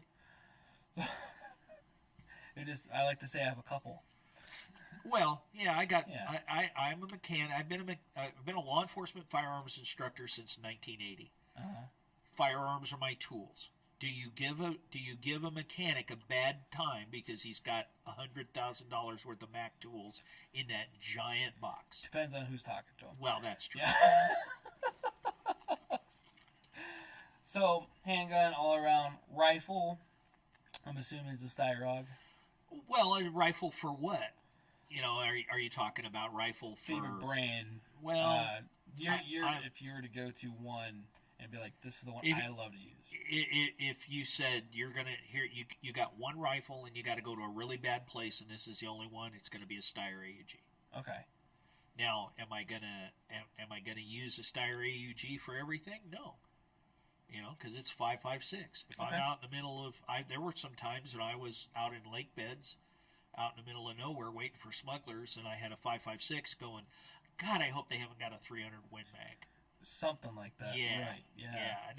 and that sort of dates me a little bit because really when I was still doing that, the Barretts were just coming on the market. Oh, okay. So now now you've got anybody can get a Barrett or a 50 cal bolt gun and Right. that's scary. That's really scary That's stuff. a big round. Yeah. Yeah. You Well, get 300 somebody- Win Mag's big enough as it is. But Yeah. I mean, for an all around hunting rifle, I like 300 Win Mag. Mm-hmm. Because it's so versatile. You can download it, you can upload it. You can Yeah. it, Like the newer variant of the Aught 6 or whatever. Yeah, To yeah. take over the Aught Yeah. 6. Yeah. Great cartridge. So, okay, Styrog, any situation. That's good to know. Especially, you never know. So, and I see that, but I've got a ton of different ARs. Right. My company gun is a Springfield Armory Saint Edge 10.5-inch barrel pistol because it's small and it will do everything I need to do in probably inside that 50 yards that I'm ever going to shoot it. Okay. So, favorite revolver brand? Ooh, Smith & Wesson. Smith & Wesson. Except I have a Because the law enforcement background? Or? well, the law enforcement background. I have a big soft spot for Colt Detective Specials Okay. and Colt Pythons. Yeah. So I have a How's that Cobra working out? Cobra works great. The bobbed hammer. Yeah, one. the bobbed hammer one that Yeah. you bob the hammer on. That's a great gun. Good. Yeah, I still think a revolver. A lot of people go, why should I carry a revolver? And I think if you train with it, a revolver's a very, a revolver's still a very good self-defense gun. Yeah. Yeah, no, it's a great gun. Clint Smith Yeah. puts it pretty good with a semi-auto. If you're on your back and you're trying to, dig into this guy and you just put this up there, it's gonna lock your gun back to where it's not going to be usable. And he tells you if you have an ankle gun, revolver, generally 38 on your J-frame, right? Something like that on your ankle, be able to put that up onto him. You just and you don't have to worry about it probably not working as long as you maintain it. Yeah. So that's the other thing too. A lot of people say revolvers, they don't jam, they don't do this, they don't do that. Will jam. Right. I've had dozens of revolvers come in. Hey, my gun doesn't operate, and by the way, it's loaded. Oh, thank you. The Customs Service in 1987, they hired a guy who had no law enforcement background. He'd used to work at the Aberdeen Proving Grounds. Mm-hmm. He got hired, and he read a couple of magazines, although he's never carried a gun in his life for work. Was never a cop. He comes up with, the 357 Magnum is the only round that will go reliably through the body and snap the spine, and that's the only way you're going to get a one-shot stop with a handgun. I went, okay. So he goes to Smith and says, I want a 357 round butt, 3-inch and 4-inch barrel, and it has to shoot 357 Magnum, 10,000 round service life. So Smith & Wesson goes, here's our 686. We'll put a 3-inch barrel and a 4-inch barrel, and we'll round the butt. He was also a shooter, Camp Perry long-range rifle shooter, and he says, no, the tolerances have got to be closer. So he redid the specs of the 686. Yeah. And so was born the Customs Service 1, the CS1. Okay. Well, the CS1 came out in the field. Well, he didn't realize that most agents didn't shoot 357 Magnum. They shot the 110 plus B plus 38 Treasury load. And he didn't realize that because the tolerances were closer, when you went to eject the rounds, there was unburned powder that fell under the extractor star. So we had a 60-round qualification course at that time. Uh-huh. Most of the CS1s would not get through a 60-round qualification course because the powder would, the tolerances and the unburned powder would push the extractor star out, and it would basically lock the gun up. Yeah. And you could tell a brand new agent because he got his CS1 at school, and he usually got out in the field and went, I don't want that. They did a recall on them, and they redid it, both at Fort Benning and our National Firearms Program staff, and some were sent back to at Smith & Wesson. And then they stamped them with an M and a 2 on the crane on the inside, so you knew that it was modified. Oh. And those guns, and they only lasted 2 years. In 1989, we went to the 6906 Smith & Wesson 9mm auto. Well, those guns, the CS1s, for a while were going out to like Lou Horton distributor, bought a bunch of them. I bought one of the 3-inch guns. They're one of the most sought after Smith & Wesson revolvers now. I mean, they're damn near like the certified magnums, the registered magnums. Really? Yeah, people pay outrageous money for them. I paid like $250 for the thing. I wish I'd have bought like 12 of them. Right. Well, I think we all look back at that recently with the Corona stuff and going, hey, I should have probably bought a whole bunch of Mosins when they were 2 for $100 sometimes at Big Five. Oh, and or the SKSs when they were $100 to maybe $300. Back in the 80s when the Shotgun News was out, and you could buy Russian surplus AK-47s for $89. Yeah. And you could buy 1,000 rounds of ammo for like $69.95. Yeah. Yeah. Dude, and people still have those in the tuna cans. Yeah. To this day, you might get radiation poisoning around it, but yeah, if you got it from the eastern Ukraine, you probably didn't want them. But yeah, right. But I mean, yeah, you look back at that. I mean, I look back at like the AR-8, the AR-180. Mm-hmm. I bought my first one in 1974. I paid $165 from a gun shop in Castro Valley, California. Jeez. I looked at one the other day on Gunbroker, and it was a Sterling, which is kind of the British one, and it was kind of the end of their production and all of that.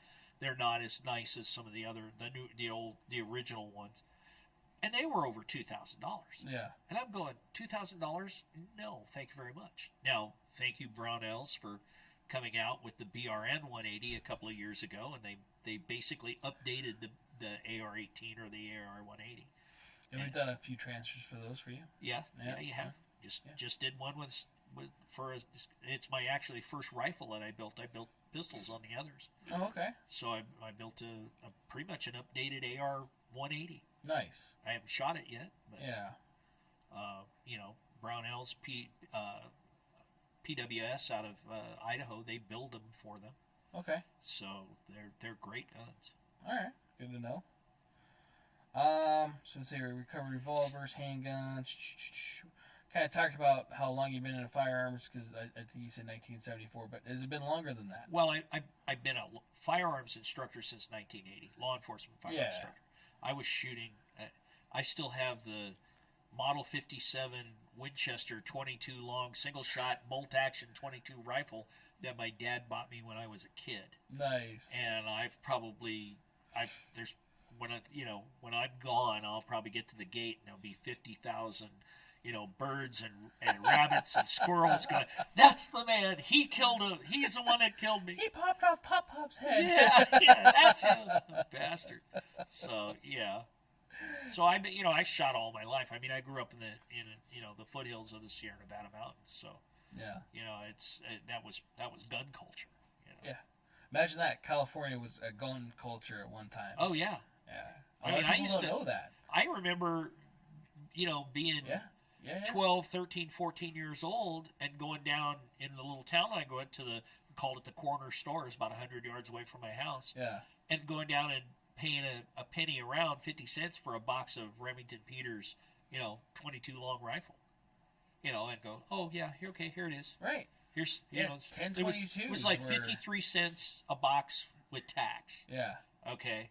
And I put my quarters together. You were able to buy those as a kid? Yeah. Oh, that's weird. Yeah. I couldn't buy a gun, but I could buy ammo. Yeah. You buy shotgun shells, if I remember right, in 22 back then. 22, yeah. Yeah. My dad tells me he's about the same age as you. And same thing, San Diego. He'd go in the canyons and go shoot quail and dove. Oh, yeah. Yeah, with a shotgun. He just walked down the street with a shotgun over his shoulder and, hey, what did you go shoot today? Dove, quail. I went to high school and, we, like in the fall when it was hunting season, take your rifle in the truck. There were guys that would hunt on the way home from school, and they'd be in the back in a rack, not locked up. The truck was locked, but nobody made a big thing of it. No. Those were on the school grounds. Yeah. So it was like, there was no big, oh my God, there's guns on the school. No, it was different. Yeah. Different.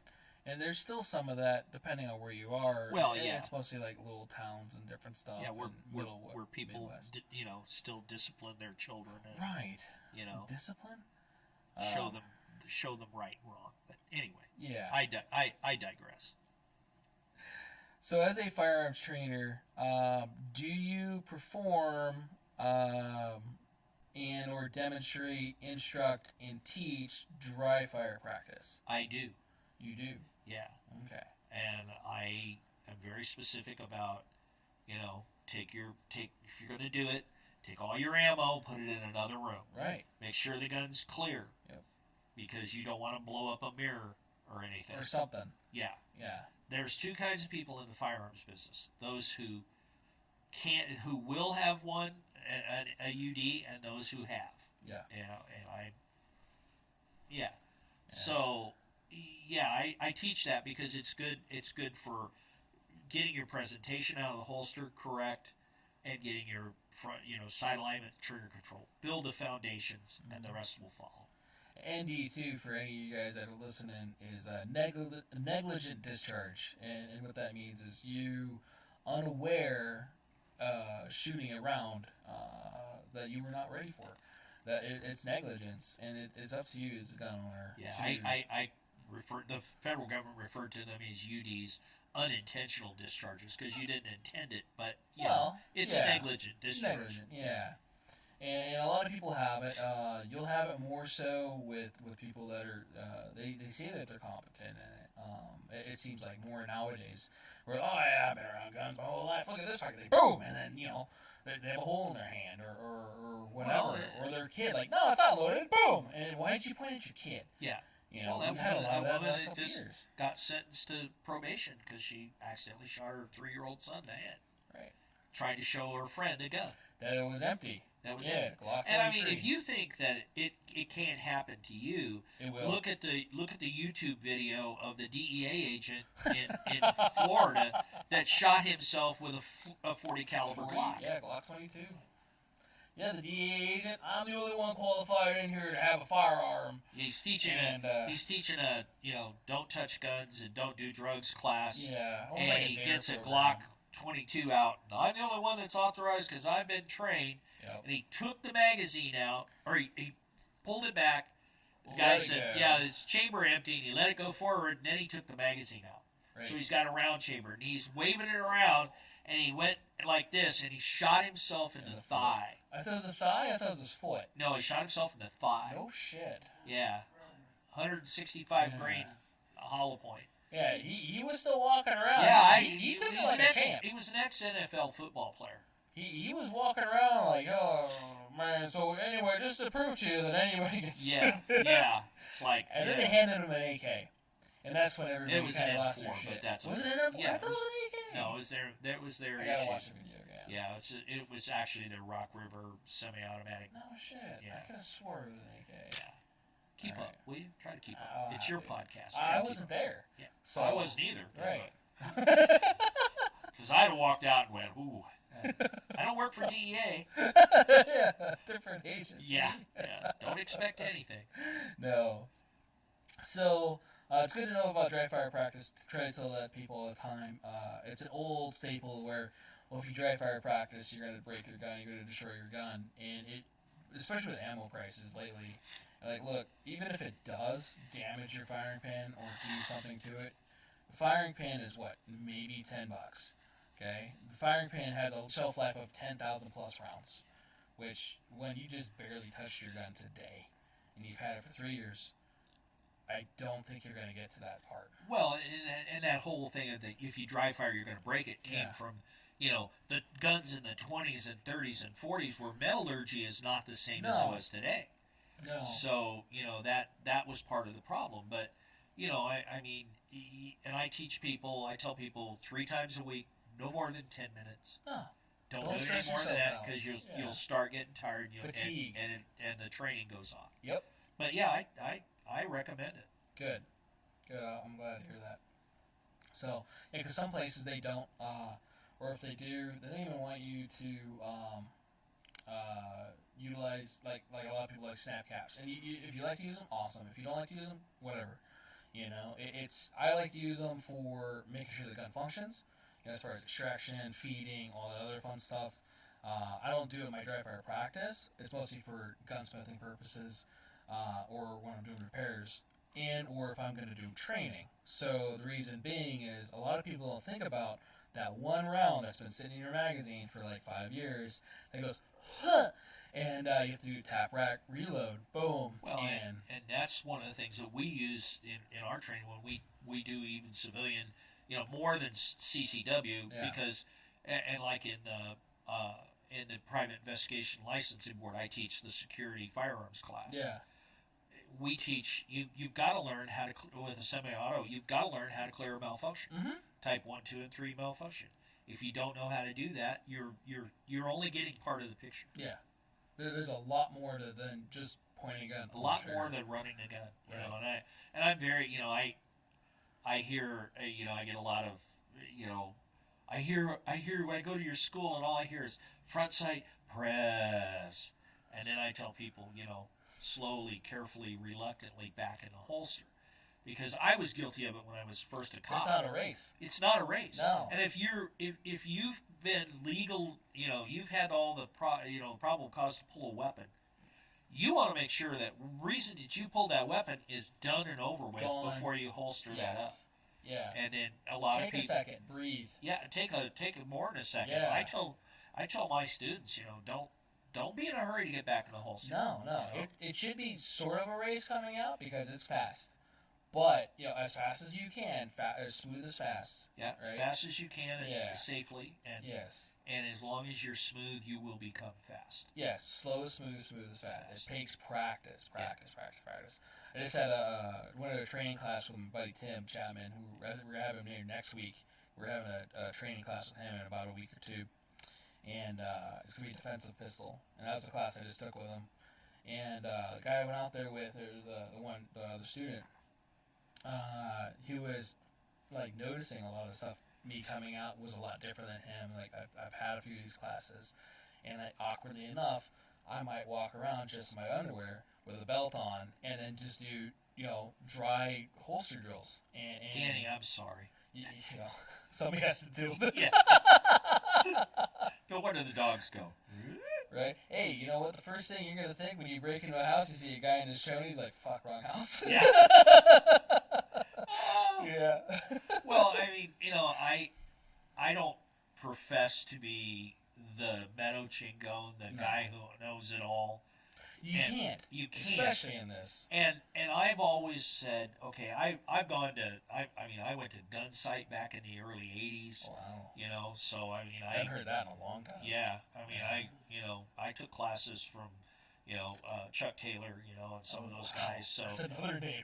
yeah, well, yeah, I mean, forget about I it. mean, I was lucky enough to meet the man, to meet the colonel, No but way.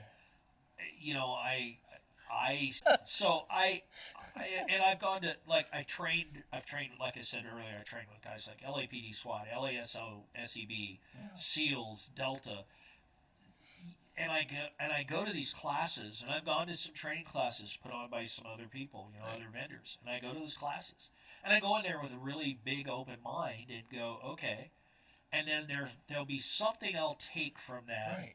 And I go, I like that. I didn't like that, but I like that, and I put that. I put that together for my, incorporated in my training. Mm-hmm. And You always learn something. You always learn something. Yeah. You're always learning something. Every time I've been out the front sight, the first day is probably the most boring day, especially if you're an experienced shooter. The thing is, though, there's still something you could get out of it. Like, you know what? I didn't think about that when I'm taking out my magazine. Or calling that part this if I'm showing somebody, or what there's something new you can always pick out. And no matter how boring or low you think the class is, you're always going to get something out of it. Well, yeah, and you should don't. go with And open not mind. everything is high speed, low drag. No. I was lucky enough to, when I was in Albuquerque, we trained with on the ranges for the Central Training Academy for DOE. Uh-huh. So I got to go through SRT 1, 2, and 3. Okay. And I thought the qualification course for SRT 3 was going to kill me. And I was a much younger, much more in shape young man at that time. I mean, I was jumping out of helicopters and kicking doors. But you start at the bottom of the. You start at the. I mean, and you got to remember, you're at Albuquerque. You're at almost 6,000 feet. Okay. Okay, so there's not really any air there. No. Okay. No. And you start running. Sucking wind. You start at the bottom of the rappel tower. Run up to third story. Hook on. You rappel halfway down. You've got an MP5 and your handgun. You engage pepper poppers at 100 yards with the MP5. You've got to shoot so many rounds, and you got to hit it. And if you miss it, it's 10 seconds. Then you drop down, run the rig off. You run across the range, and now there's these different barricades, and and they never told me what they were, but I saw a DOE movie one time, and I went, oh, they're different firing ports inside of a nuclear facility. Oh. So you had to learn to shoot that. Oh, I forgot. You had to go over the top of a 6-foot chain link fence with the 3 strands. It wasn't barbed wire, but The little twisty guys. well, yeah, but Yeah, they had regular wire so you didn't get all tore up. Now you're doing this in That's full not kit. half fun. You're doing this in full kit. Yeah. Okay, body armor and the whole bit. Yeah. Over that, shoot on those, jump in the back of a deuce and a half. You shoot from the deuce and a half. Clear the MP5. Yeah. Unass the deuce and a half, and you've got to run 500 yards to the downrange, and then you've got to engage 6 or 7 pepper poppers with your handgun. For every one of those that you miss, they add 10 seconds, and you had a time limit. And I got in with about 20 seconds to spare, but I don't know how, because I thought I was dying, man. Yeah. I got up there at the 7 yards shooting those targets, and I'm like, oh, I wish I was breathing. Oh my God, I wish I could breathe. So you get acclimated to it. Well, I was living there, and I still wasn't acclimated to that much. Okay. So I remember when I grew up in SoCal, it's all sea level. Oh yeah, you're a flatlander. Yeah, I was able to run forever. Even with asthma, I was able to run for sports and everything. That was one of the things that pissed me off about the military thing. But anyway, I just put my inhaler in my sock. It's not a big deal. One of my pockets, I have 200 fucking pockets if I go in the military. I think I can find one that fits. But, whatever. I'm not bitter about that. No. So, going and doing that, and then moving to just Tucson, which is about the same elevation as here, I couldn't run for shit.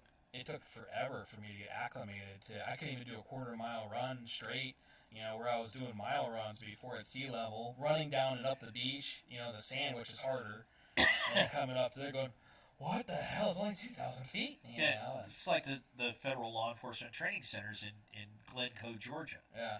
Okay, well, it's at sea level. Well, here I go down there. I'm down there for 2 months, and I'm going, well, hell, I don't got anything else to do but, run and drink, and that's basically all we did after work. I got to where I was running like 5 or 6 miles a day, Yeah.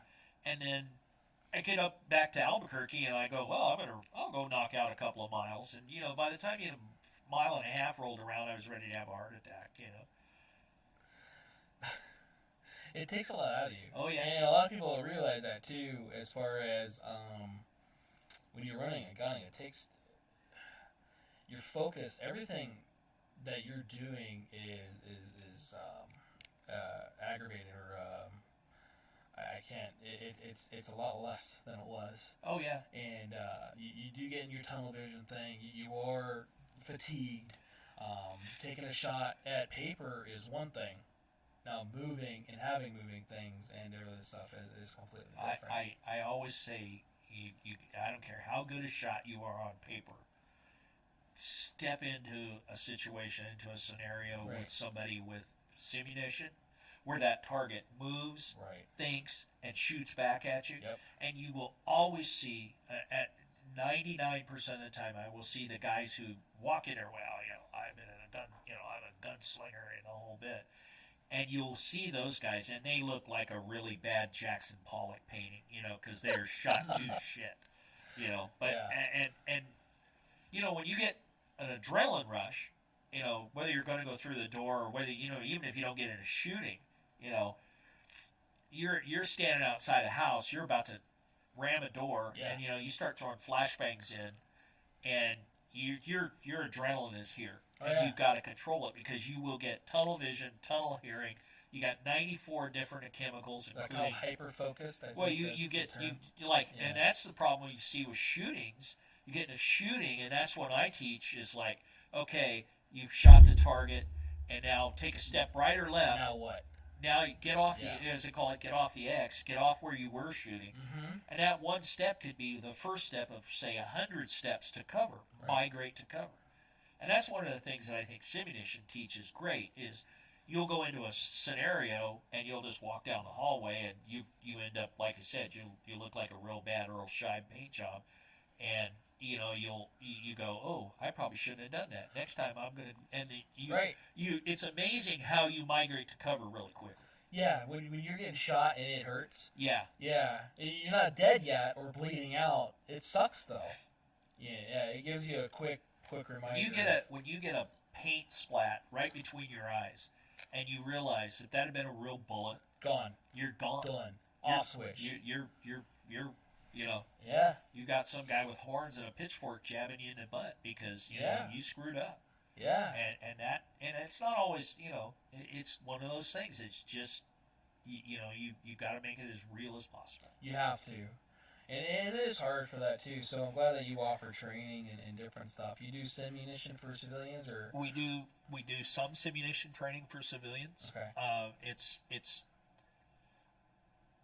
I like I said, I will teach some tactics. I don't teach the same level like I no, teach you for, can't.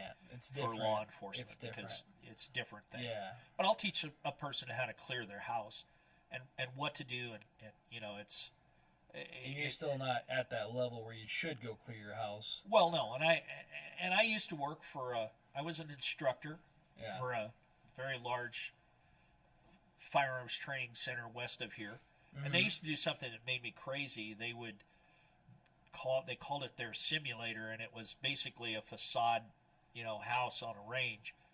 And it was, okay, here's the scenario. You drive up in front of your house, you see a guy with your TV walking outside, you tell him to stop, he drops the TV and runs back in. Yeah. You call the cops, and they said, well, it's going to be at least an hour before we get there. Yeah. Okay, where the hell do you live? On the dark side of the moon that it takes the cop? Now, someplace in northern Nevada, Yep. and a guy in northern Nevada is just going to sit back and he's going to get the rifle out and wait for you to come out. Sooner or later, you're going to die. But, and the scenario is then you hear a scream and you've got to go in and save your loved one. And I argued with these guys, and I said, look, you're teaching people how to die. These people had only had 3 days some of them had only had 3 days of firearms training. Yeah. And now you're making them come in and shoot on hostage rescue targets and shit that I didn't do until I was, well into the Yep. tactical side of law enforcement. Front Sight does that. Day 3, we want to kill house. I was not going to say that. And Right. and I'll name drop it. I'm a member. well, I mean, they're I Was a member, I guess, depending on if. Yeah. If there He's was, too busy sending out 200,000 fucking emails every second. yeah. All right. But I never agreed with that, and that Yeah. was one of those things that I stopped training out there because I did not want to be responsible for training somebody. And and you read the you can come in a 4-day class and you shoot as good as a SWAT team member or a Navy SEAL. Yeah, I don't know about that. Yeah, I got news for you. I A know lot some more I hours know of some practice. Navy SEAls, and I know some the SEALs, the Dev Crew guys. Yeah. Those guys shoot more. The SEALs ammunition budget is more than the entire United States Marine Corps' annual budget for ammunition. I don't doubt that. I don't They doubt shoot and they shoot and they shoot because they have to. that. They have to. Yeah. They're the guys that get And you called can't into the tell shit. me I don't care who you are, that you can go out in 4 days and you can train somebody to shoot like a Navy SEAL or a SWAT team. It's not going to happen. Maybe like Charlie Sheen, though. Well, yeah. Yeah. Don't even get me started on that movie. That was a great movie. You want to piss some guys off. Be in Virginia, and I've had this. We were down teaching, and I had some guys I had 2 guys that were former Dev Crew guys. Okay. Okay, I mean they were the real deal. Yeah. And the movie is, they're going, hey, the students go, hey, we're going to have a movie tonight. Oh, Navy SEALs, it's a great movie. These guys are like, Jesus, give me a bottle of whiskey. I can't watch this. It hurts. Yeah. Yeah. It just hurts. Oh, it was a great movie. Yeah, I mean, I look at, one of my favorite set of movies right now is the John Wick movies. Great. Gun handling. Yeah, because, Yeah. Taron Butler, Yeah. Taron's a hell of a shooter. Yes. And, he's taught, I'll tell you what, Hollywood, don't screw with John Wick. Yeah. Yeah, please don't ruin that. Yeah, movie. and Halle Berry, in the last Oh movie, yeah, she did really good. she did too. well. She did Yeah. the same thing when Yeah. went to With Terrence Taron, school. yeah. Yeah, So I went to the Gung Fu and the Gung Fu training. Well, Yeah. that was different. They had mixed martial arts with added with the yeah, guns I and mean stuff. the kung fu Yeah. stuff. I'm too old to fight it with people. I just shoot them. Right. Oh, boom, done. Yeah. Let's say I'm fat. I don't run. Yeah, I don't run. I'm too old to get my ass whipped. So Something like that. I'll just shoot you Bad down. knees. Yeah. Well, after I turned 65, I was like, I tell everybody, I'm the most dangerous person in Nevada because I'm now considered a senior citizen and I'm armed and I shoot still pretty damn well. So, Right. it's always kind of fun. So, we covered a lot of the other questions, and I do have something that did come up on the YouTube live. Danielle actually brought this up, and this is something I've had discussions with her. But I guess she heard it. I don't remember where she heard it. But she has a big fear of carrying one in the chamber. And, like, for me, when I first started concealed carrying, for example, I didn't. Because I had a Glock 19, and my thought was, I just like pretty much everybody else, especially when you getting into guns and stuff. I am so fast getting it out, racking the gun, and boom, right? Because that works. And then I had to start putting in perspective for myself that I'm gonna have to. I had my daughter at the time, so I was pretty much carrying her all the time. Like, okay, hold on, sweetie, Daddy's got to do something. Put her down. Time out, bud. Make sure she's good. Give her a fucking bottle or whatever it is, right? And then pull my gun. Are you ready to do this? It doesn't work that way. So one of her things is she doesn't carry one in the chamber, and she got told that, I guess by somebody, and again I don't know if it was somewhere or somebody here or wherever it was, that if she doesn't carry one in the chamber, she shouldn't carry one at all. What is your recommendation? Okay, I wouldn't say you shouldn't carry one at all, but without that weapon being able to put your hand on it and present it and go to work, it's pretty much a big old club. Right. And you hit it on the head. You got to have both hands. Mm-hmm. What happens if you're in a mugging and you get shot and you can't use that hand? Right. You've got to be able. That's why we stabbed. Yeah, anything. Mugged. That's why we teach law enforcement to shoot with their opposing hand. Their support hand. Support hand. And it's The wrong hand. and we do one of the things that I loved about old movies, and I pick stuff out and I just go, God, that's just whoever taught him was great. Was in the very first Beverly Hills Cop movie. Oh, okay. Because Eddie Murphy, they're at the end when they're shooting it out at the Beverly Hills mansion. Yeah. He takes one in the arm. Yeah. Well, he stops, he sits down, puts his gun between his knees, and takes the mag out, puts another mag, and he does a one-handed reload. Yeah. And somebody taught him really, really well. Yeah. And I see that, and very seldom do I see that, but I see movies like that the John Wick, Keanu Reeves, has been a master at it. Yeah. Hollywood do not piss Keanu Reeves off with a gun because he will kill you. Right. He knows how to run that gun. He does. But I see that, and it's I see so much. Figuratively, he'll kill you. Just making sure that's if he had to defend sensitive people. If he had to defend his life, yeah. if he had to defend his life Oh, under his normal against the normal L.A. gangbanger criminal, Mhm. I put my money on Keanu Reeves anyway. Oh yeah. Because the guy knows what he's doing. He does. And if he goes under stress, you revert to your training. Yeah. So if your training's good, your muscle memory is going to be good. But getting back to no round in the chamber. Now with the striker fired guns, you got to have something that covers that trigger. Yes. Because that's where all the safeties are. Yes. Okay. You can't. Heaven forbid you put. I mean, I had a kid on when I was a few years ago when I was teaching a security class. He took a 45 and he stuck it in his holster, and the security strap was in it, and he put a hole in his foot with a 45. Yeah. Nothing that'll get you worse on teaching a firearms class when you shoot a string and everybody's done, and all of a sudden you hear, boom, fuck, that hurts. Yeah. So that kind of gets your adrenaline going as a firearms instructor. Just a tad. Yeah. Yeah. But no, I think you've got to be able to have that gun ready to go. Yeah. It should be ready to go. I agree. And it's one of the it's silly a comfort thing. Well, and it's one of the silly things that the Israelis have taught.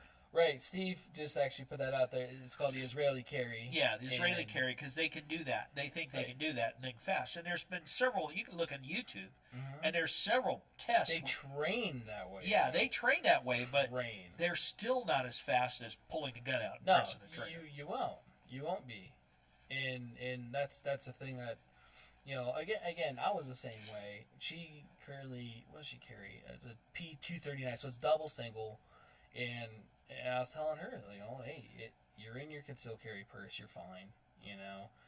I need to make a guy do like a little mic cover for the trigger guard or something like that. We could stitch it in your purse or whatever, or wherever. Or put a sticky holster. Sticky holster. Yeah.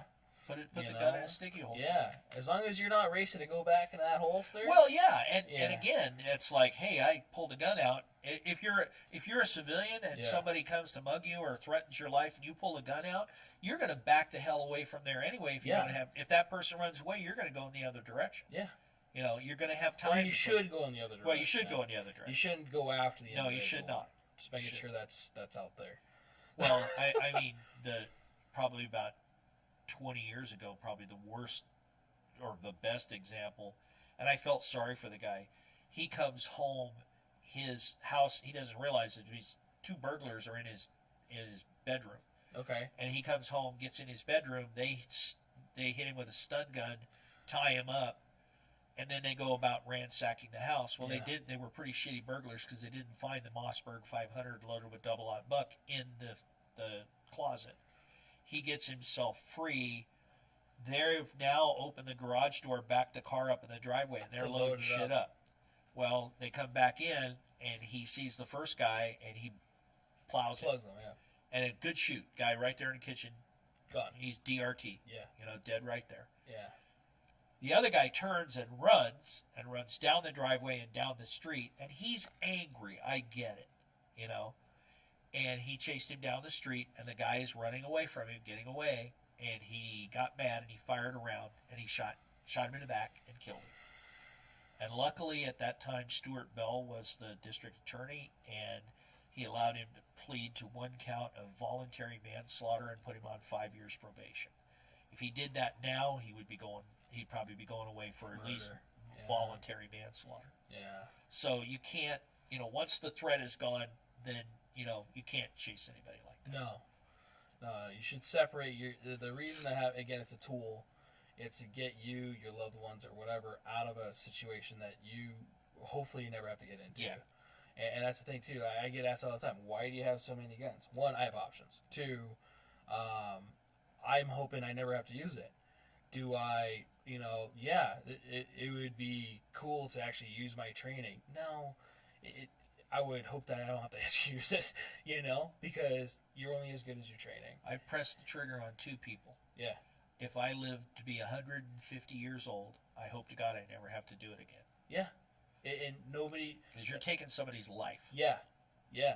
And a lot of people don't think about the after effects. Oh, yeah. Not just on you, their family, your family, the people around you. Yeah. You're going to probably get sued. Yeah. Because I don't care. Well, especially nowadays. Yeah, especially nowadays. Yeah. I don't care if it was, Osama bin Laden and he was ready to push the button and you shot him. Somebody's going to come out of the woodwork and say, "Oh, he was such a nice man, and he was trying to get his life squared away, and you murdered him." Yeah, some guy from Sweden or some shit. Yeah, so you're going to end up, heaven forbid you have to use it, because you're gonna go through a lot of money defending yourself. Oh yeah. Yeah. So there's a lot of ramifications, and I talk about that when I teach CCW. And that's good. I've been needing to get USCCA in here for that. I'm a member. If you guys are not a member and you guys carry a gun, there's gun insurance out there. There's NRA insurance. There's USCCA. There's an attorney I want to get on here too, Don Green, who's a local USCCA guy. Yeah, great guy. One of our regular customers, but at the same time, he's a good guy. I don't just say that so he buys more shit from me. But he's actually a really good guy. He cares about the 2A community. He cares about people. And he's looking for that. He's told me some stuff to where when, you look at it as the outside looking in, going, that doesn't sound right. And in the amount of charges that get put on somebody for defending their life, defending their loved ones, their kids, whatever it is, it's intense. And you think you're doing the right thing, and you probably are, hopefully, in that situation.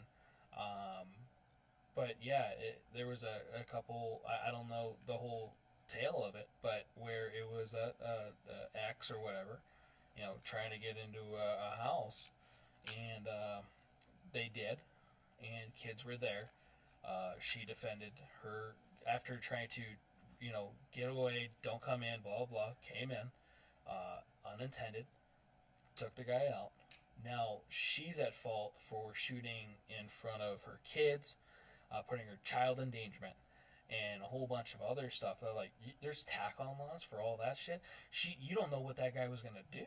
Well, he actually tried to break in. She said, "Go the hell away!" Right. And he went out and got a gun, and then broke a window and tried to come through a window, and she shot and killed him. Yeah. Trespassing. There's a whole bunch of stuff he did, but now that she did it.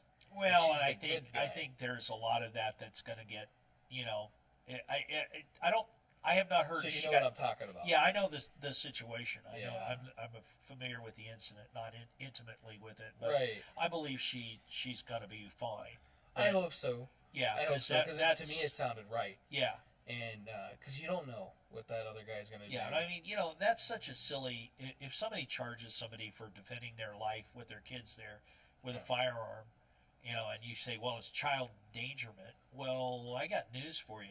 How much in danger would they have been with somebody breaking in? Right. Right. And, so I think at the end of the day, there's a lot of hype that goes when something like that happens. There is, and I'm not trying to just make anybody fear not getting a gun or defending their home or their family, but there's that thought process. A lot of people, I've been to gun stores where they're like, "Do you have it in you to take somebody else's life? Because that's what this is going to do." Like, okay, hopefully I never have to do that.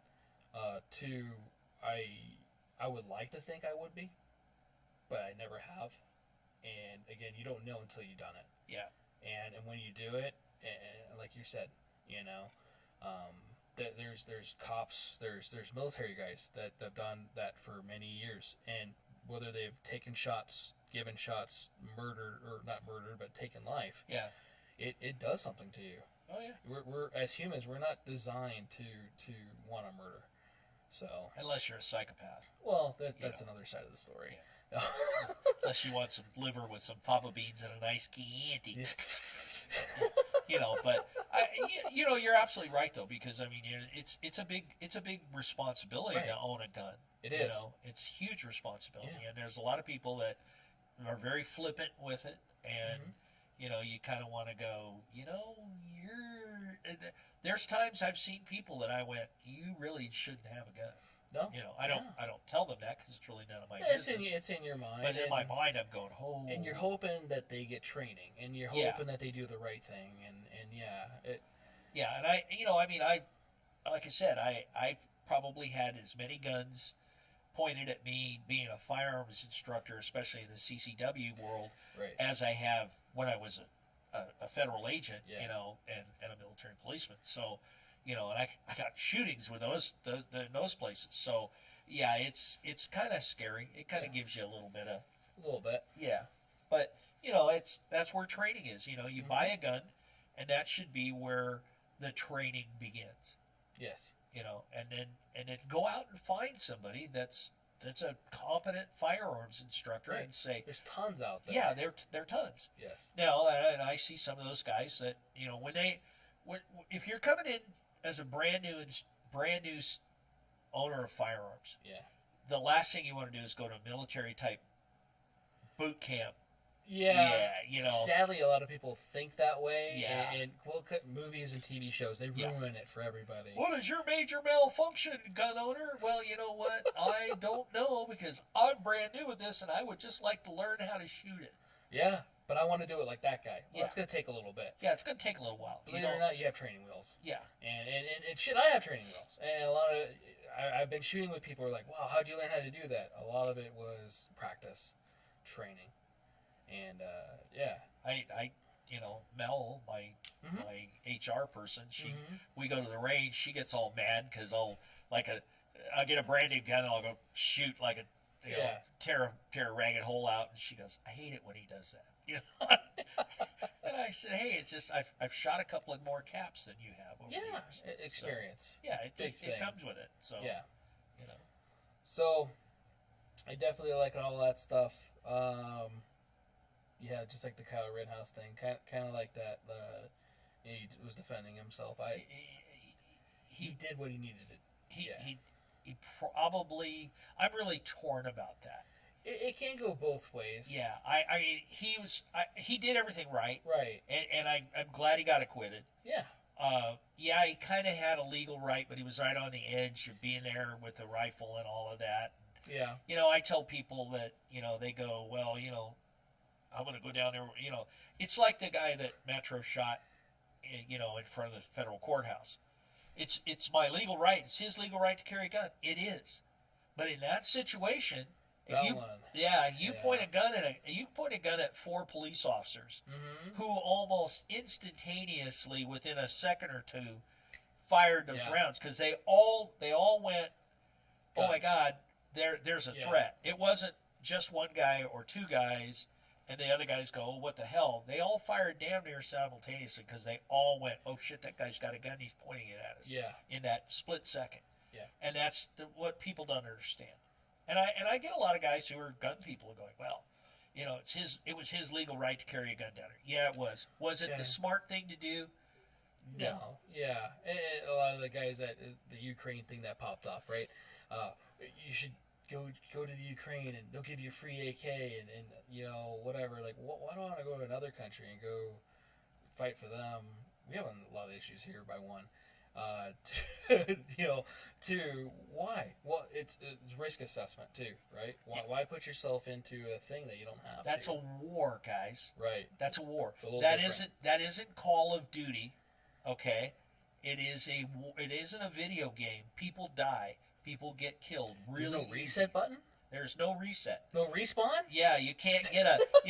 Oh, I'll buy a life. You know. I hear guys like that. I go, oh, I want to go over there. And those guys, and the guys that I know that are operators, that are former operators, some of them are contractors. I know some of the guys that are over there right now. They're over there chasing a paycheck, and they've stuck their neck out on it before. But I see guys that go, oh well, I got a brand new. Look at me, I've got a Scar 17. Look at me, I'm a badass. I can shoot it. You've never been in combat. You've never had anybody trying to take your life. Right. Yeah. Rounds coming back at you a little different. Yeah.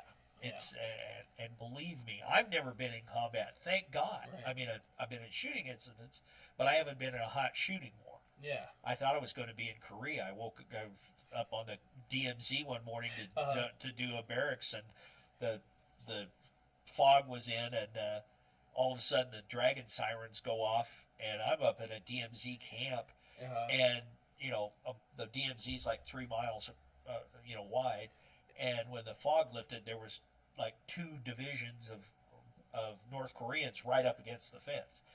And of course, I'm sitting there with a German Shepherd and a 1911 and 21 rounds of ammo, and I'm like, "Oh, this is not gonna be good," you know. And of course, that was just stuff that they used to do to harass you. But that was like one of those, "Ooh, okay, buddy, it's you and me, bud." Right.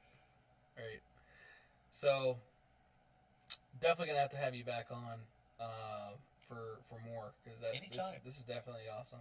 No, I appreciate it too. Whether it's going to be on our coffee and question things, which is coming up soon. I don't know if you guys have seen that out there. Put that out on Instagram. We're not doing a live podcast. It'll just be a separate. You guys ask questions. Whether I have to source it or whatever, we'll try to help you out with the information. Because that's what this is. It's about information, building a community to keep you safe. It's not about going out and murdering babies, as they want you to try to see on some news media stuff. So anyway, I don't want it to be that way. No, it's not that way. Right. So coffee and questions is coming up. I've been putting questions out there on Instagram. You're welcome to DM us here on YouTube. Whether you email us here, connect with us here on YouTube, through the podcast, through the website on the podcast, which is also up and running. Do you have that up there? What the podcast website looks like. It has all our episodes, and then also all the different mediums that we use for the podcast. We will be able to listen to Lenny after this. So I take this all home right afterwards. I cut all the audio, put it all in the podcast stuff, send it all out to however many different things there are. And we get that going. Our links are also listed on here too. It was definitely South Central's idea for that one, which I appreciate. They are not the actual links, but if you type her name in there into whatever it is, typically it pulls it up. Where it is controlled pair munitions. It's nice being the only one. There is a couple places. There's a controlled pairs, which they have their own podcast too. It's a couple, I think, SF guys. They play video games and stuff too. Neat stuff. Definitely neat stuff. It's fun listening to SF guys. So. Well, it's always funny. I think back to the PS2. There was one of the commercials several years ago, and it was like the guys are all talking because they're playing. Okay, who are these guys? Okay, we're gonna go in and move it. These kids. All of a sudden, they're like, "Oh man, I'm getting hit. Oh, what happened?"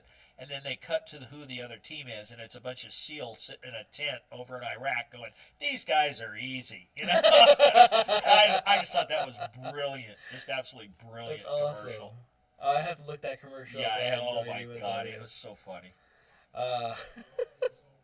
It was probably SOCOM Ghost Recon, something like that, yeah. But yeah, our YouTube or this live podcast is every Thursday night at 7.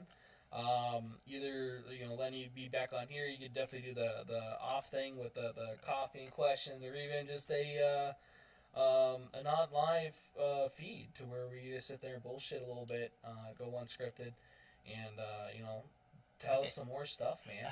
I think we've been unscripted pretty much. We are unscripted. That's one thing I like about live is you don't hide any bullshit. Yeah. And I don't like editing. I don't like lying to people. As much. Sometimes lies are good, but at the same time. Yeah. Well, right. The whole thing too is that this is as much about educational as anything else, and it is. It's not all war stories, and there's things that happen that I don't like to tell war stories, but I will tell them when there's something that when you're trying to make a teachable moment, if you will. Yes. And I go, hey, this happened, and this. There's always an opportunity for a teachable moment. Yeah. Or an opportunity to learn something. Whether you think it's teachable or not, you should be able to learn something at least once a day. I when I was teaching a lot of the State Department classes, and it was like a 50% mix of law enforcement and 50% special operations. Right. Well, we were teaching law enforcement, so the curriculum was really structured. The State Department says this is it has to be approved and all that. Mm-hmm. And the State Department, it was kind of funny to go in and sit down with guys who literally they were there. One of the guys was there when a certain individual, probably shouldn't have been on the third floor of a house in Abbottabad, Pakistan. Oh. And talking with him, and I'm talking with him, I'm working with the guy, and he goes, I can't believe, we were talking about going through the house, and it's like, when they go through the house, they'll whack somebody, if they engage a guy, and they'll move on. Keep going. They'll keep going. Yeah. They'll drive right through. Check everything, come back. And we're talking, and I said, look, guys, I said, you can't do that in law enforcement. He goes, what do you mean? He said, well, LAPD taught me a long time ago, you catch them, you clean them. Yeah. So if you're in a room with a guy and you get in a gunfight, or you get in a guy and you arrest a guy, you're stuck with him. The conga line moves past you. The team moves past you and goes on to do that. And they go, well, what the hell? And I said, yeah, well, and he says, different kind of war zone. Yeah, he said, well, we've come along, and if we think they're not dead, we'll give them an eye thump, and if they and they go, yeah, we'll thump them in the eye, and if they don't, if they move, then we put a round in them and keep moving, and I go, they really frown on that as law enforcement, going through and just like, yeah. Look, man, I got you in handcuffs, but I got to go with these guys, so I'm going to shoot you right behind your ear. You're not going to feel a thing. You're going to be good to go. Yeah, don't worry about it. Yeah. Be real quick. Not do your mob style. Yeah. Yeah. Bad safety security, You guys didn't have any of those Saturday night special guns hitting on you for yeah, the drop guns. Oh, yeah. Oh, my God. But, yeah, I mean, those are the things that, I enjoyed, teaching with these guys because they were like, wait a minute. Jesus, I wouldn't have done that. And I mean, these guys go to places none of us want to go to. Right. And they train for that. But, they were like, wait a minute, you mean if I shoot a guy, I got to, dude, this is a crime scene now. Yeah. It's a crime scene. You got to wait till this thing's secured, and the detectives are going to come in, and the shooting team's going to come in, and all of that. And they were like, "Oh, I never knew that." You know, I said, "Yeah, that's why you know." Yeah. So they're different. They're different disciplines Different for sure. mindsets. Different. Oh yeah, different absolutely. everything. Yeah. Absolutely. Yeah. Well, you get the rules of engagement. It's a little different. Well, Whether yeah, it's stateside or yeah. overseas. It's called the Constitution, Bill of Rights. Yeah. Yeah, There federal is law, one of state those law. things? Yeah. You're Yeah. kind of tied up with those. You Son you have of to a live with bitch. those. Man. Yeah. You know. Yeah, if you didn't have that, you know, oh, this job's easy, you know. Right. So the Wild West was that was lied to. Well, the Wild West was the Wild West. Yeah. I I mean, just go bury him I- out back. Well, I don't know. I'm not quite that old. I don't want to say that. Yeah, you I'd say like Greg, Yeah, but you know, yeah. yeah. But no, I mean, You're more older than Greg. you know, so where you know. where I grew up, you know, and I grew up in this house that was like 150 years old. It was an old stage stop. So we were painting it. And we pulled the baseboards, and there was this book up in the wall, and I pulled it out, and it's an old log from the city marshal of Murphy's, California at the time. Really? And there was like, you know, so and so was shooting his gun in the Murphy's near the Murphy's Hotel. I went there. I asked him to drop it, and I shot him. Killed him dead. And there was an entry for it was like $5 to get him buried, you know. Yeah. I mean, so that was old law enforcement. You know, now it's like, oh my God, I gotta, you know, get an attorney to tell me I can pull my gun, kind of thing. Right. Well, yeah. You get your gun taken from you. You Oh. get investigated. How many rounds did you shoot? Fuck, I don't remember. You know, Well, and that's why people go, why does, you know, and I tell people when I teach CCW, you don't have to give a statement no. when right there. No. You know, you go and say, look, Wait. this is who I am. Yeah. Guys, I want to speak to my attorney. I'll be cooperative. I'll be cooperative. Yes. I'll come down with my attorney tomorrow, and I'll give you a full statement. Yeah. And you always want to know why cops don't have to they never identify anybody for 48 hours Mm-hmm. because they still have that 48 hours to kind of decompress it before Yeah. they give statements. There's a lot of stuff that just happened, a lot of information your brain's not used to processing, and it takes time. It does. Yeah. And I went in there and I just shot 2 rounds at him. Well, you technically shot 12. And what happened to that 12? I will tell you this really quick. Mhm. My first shooting in a traffic stop, a guy reached in his back pocket, pulled a .25 automatic out, and shot me about from me to You route. told me that story when you, the vest, right? Cotton Yeah, vest I was wearing a vest. Yeah. And that was very, very new Lucky, in the vest yeah. world. And to this day, I don't remember pulling my 1911 out and shooting him. I remember I remember him reaching in the pocket, and then the next thing you know, my gun went off in my hand. And I shot him in the collarbone, and I was trained to shoot 1 round and stop, and that's exactly what I did. Stop the threat. Well, no, shoot 1 round and stop shooting and Oh, assess stop the shooting. target. It was all Oh. Camp Perry target shooting is all they taught us. Really? Yeah, this is 1974. That's different. Yeah.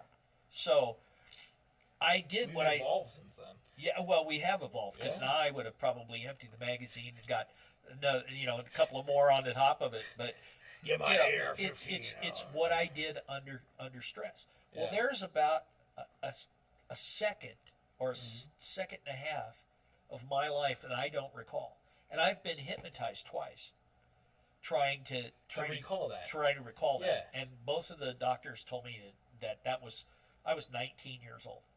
Doctor said that was such a traumatic thing to you. Your brain. Just went, oh, erase. Right. So those are the things that happen when you shoot people. Yeah. Or get in a shooting and defend your life. Yep. So, Good to know. yeah. Definitely appreciate the stories. Steven English said it was SOCOM. So the commercial you're talking about with the guys over in Iraq. So SOCOM. Actually, I was getting text messages right now from some buddies I used to play SOCOM Confrontation with about 14 years ago. We're all playing SOCOM right now. You know what? I didn't fix my PlayStation 3 yet. So Adam, calm down. I need to fix my PlayStation 3. I was really good at Pong. You're really good at Pong. Ding, ding. Well, you said 1974. They came out, what, 76, 78? Oh, yeah. Oh, no. I don't remember. What? Oh, I know. The Pong. That was out before then, but Was it? yeah. Oh shit! I thought it was I late and I 70s. you know I will not bring a PS2 or anything in any kind of video game thing into my house because I will never leave the house. I'll play that shit all the time, and I'll never bathe. I'll just call into Domino's with a credit card and say send me a pizza, and I'll just turn into a hermit. So Yeah. I Don't tell that to Mel. She'll probably actually take you up on that. Oh So no, she'll no! run the She show. wants me to show up at work. And the guys want me to show up at work because I have to sign the checks. Is that what it is? Yeah, that's the Okay. only reason they keep me around every 2 weeks. Aw, Lenny, we love you here though. Yeah, I know. So at least you know you can come here and not depressed. Yeah, I can't buy a Springfield Armory Hellion or SA-35. I'm gonna send this video to my Springfield rep and be like, dude, look, okay, we're throwing it out there, trying to help this guy out, trying to help other people out. I would like to have the FAMAS clone, I shot one of those when I did the Ghost in the Shell. Yeah. I hate that bullpup. Really? Yeah, and I guess the new one, it's called the F7. Okay. The new model of it. This was an Yeah. older model, Yeah, but yeah. that thing gassed me like I've heard a lot of people that were French military, they don't like it. Yeah. I like running in video games. That's the only thing I have the FAMAS Yeah. from. I mean, it's is a cool it's a bullpup, and I like bullpups, but I mean, Yeah. it's even worse than the X95 because it's a complaint with the X95 that where the the receiver gases. goes back in there, you get gas up in your I never face. didn't gas that much. I didn't suppress it though, but Well, that's the big problem with some of those. But I mean, that thing was like, oh man, you almost had to wear a damn chemical mask because you were getting gas in your face and everywhere. that's awesome. I was like, so if you're listening to Ghost in the Shell and somebody pulls up a FAMAS and you hear bang bang, that was me. But yeah, so That's I what mean, the gun sounds like on the game. yeah, Yeah. Cough, cough, cough. Yeah. yeah, that's the video game. No, this was 2010 I didn't know it was a video game. or 11. I think I did it. Is it? Well, I mean, we shot everything, including the GAU 8, minigun. The MP7 was really cool. Yeah. I really liked it. We shot a lot of the stuff that I'd shot before, but I got to shoot some really kind of cool stuff. That's definitely cool. Yeah, that was fun. Yeah, a life experience. Yeah. Yeah. And then AA-12. I got a picture of me that I'm holding it, Cuddling like this, it? cuddling it. Man. I was like, that's my baby.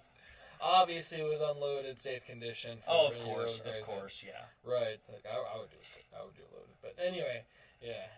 The only way to really cuddle a gun is Yeah. to do it dangerously. Well, yeah. But I mean, yeah, we if it shot doesn't it. bite you, Yeah, I mean, we got to shoot 40 millimeter grenade launchers. And stuff. it only bites if you touch its private parts. The only gun I What movie is that from? It only bites you if you touch its private parts. 51st Dates. Rob Snyder, when he was talking about the sharks. Sharks only bite you if you touch their private parts. I have that stuck in my head. Yeah, have you seen that movie? No, I have not. It's a great movie. Adam Sandler movie with Drew Barrymore. If it was 51st Kills, maybe then I could do that. But 51st Dates. It's a great commitment. Do I look like a guy who's going to watch a romantic comedy? Yeah. Oh, shut up! Now that I know that you actually had hair once upon a time, Hey, I want did. pictures. I got pictures. I got pictures of me back in the early '80s, Right. baby. I had a ponytail. And I was a already whole bit. thinking how I could block some of the sheen out. Oh yeah, whatever. I'll wear a hat next time. Appreciate that. Yeah, Yeah, I'm sure they would too. yeah. That was a brand new camera. It'd probably a little nothing to dim it out. It'll be fine. I'm sure it's it will. burnt. It's still burnt out on this side. It's okay. Is there shine? Oh yeah, I haven't even looked. there's a little bit up there. Yeah, it's okay. It is shining in my face too, so right? He's all heavenly. So we did our shameless plugs with the podcast and the other stuff. Definitely would like to have back. Daniel says yes, please come back. And dude, I always appreciate you. You Hey, know man, all the talks that we anytime. have, and dude, this was so much fun. I had no idea it was 2.5 hours. Are you serious? Yeah. Wow. No Yeah. wonder I need a drink. Right. I thought it was just talking to me. So it adds to it. Yeah. It's okay. You can tell me. Well, no, I did a couple of radio shows before, and I used to do Bob Irwin stuff, and it was an hour or 2 hours, and it was amazing how quick it went, It goes by really fast. Yeah. You have no idea. I got to go back to another podcast because we took so long the first time, and it was only like a little over an hour. And I was supposed to be there today, and they postponed it on me, so it's okay. It's But all right. I'll come back anytime, man. Tell me when, I know Thursdays, but, Yeah, we could always do a remote thing or even just whatever. The nice thing about these newer mics, I can even hook these up to my phone and record this off our podcast stuff. I was really impressed with these newer mics. Yeah, I've done a lot of stuff with, Wayne Allen Root and stuff, and, been on his show and Kevin Wall's show here locally several times. All right. Like it. Yeah. So, if you guys have questions for Lenny, one, you can reach out to us, reach out to him. We could do the questions thing. We could do that, and I could be reached at, srtspecialservices.com. That's right. If you want to contact, there's a contact form to contact us. And, we can do, help you with any training. We have our pretty much menu of training on board. So, we'd love to help. Yeah. You need security or anything, private investigations, training, you just give us a call. Sounds good. Thanks again for coming on. Thanks to everybody that tuned in, stayed with us for this. That was 2.5 hours. I had no idea. Until I looked down and went, oh shit, it's the longest show we've had. I talked about we're going to keep it like an hour all the time. It keeps on getting longer every time we get somebody in here. I don't know. I wish it worked with other Look, parts. it's next Thursday already. Right. Yeah. We'd probably lose weight. Yeah. Oh, we'll send somebody out for pizza or something. Yeah. We already talked about just getting Domino's and not showering, so we're halfway. Yeah, well, you're halfway there, man. Put the Oculus on. Dude, hey, you know what? I'll have to bring that and have you play with it. I've got a buddy of mine that he's an Oculus fiend, and he said, dude, you got to play with it. And I'm going, no, dude, I'm not. I'll never bathe. I won't leave the house. I'll look like Howard Hughes. Yeah, So no, I won't do that. See, I'm glad you brought him up. We just watched Tucker, A Man in His Dream, in my class, and all these kids they didn't know what Tucker Automobile was or anything like that either. But they had Howard Hughes on there, and they showed a little bit of his craziness on there, to where he's talking about the spruce goose and stuff like that. And yeah, you know what the spruce goose is? The what? The spruce goose. You lived in L.A., man, for the longest time. It was in L.A., Long Beach Harbor. Yeah. It was the largest plane ever to be built. It's the largest aircraft ever built out of wood. Yeah. Out of primarily wood. Yeah, it was right next to the Queen Mary for 40, 50 decades years. in a dome. And now it is in the Evergreen Airlines Museum in McMinnville, Oregon. Yeah. And for $50, you can have your picture taken sitting in the pilot's seat. That'd be kind of cool. That's kind of cool. I like that. Yeah. I'd pay that. That museum is awesome. So Is it? yeah, if Good you're an to know. airplane, any kind of airplane guy, it's a really good. I museum. like it. Yeah. So, little shameless plug for those guys. Yeah. Yeah, that's cool. But thanks again. Hope to see you guys next week, where we're going to have Tim Chapman with Chapman Tactical Defense. Already plugged him in for next week. I want to say it's next week. The week after that, we got a guy running for Senate, I want to say. A guy from my church, John Smith. Senate. I think he's running for Senate. We'll get all that information later. But I want to make sure we get all his information and everything before that. And so kind of propping. I've been trying to get these guys in. Lenny, this was kind of like a thing, too. We talked about having you on, and then I was like, maybe not. But it wasn't for anything. You thought you were going to be out of town. So, yeah, I thought it was going to be working. So, yeah. But I didn't have to. So.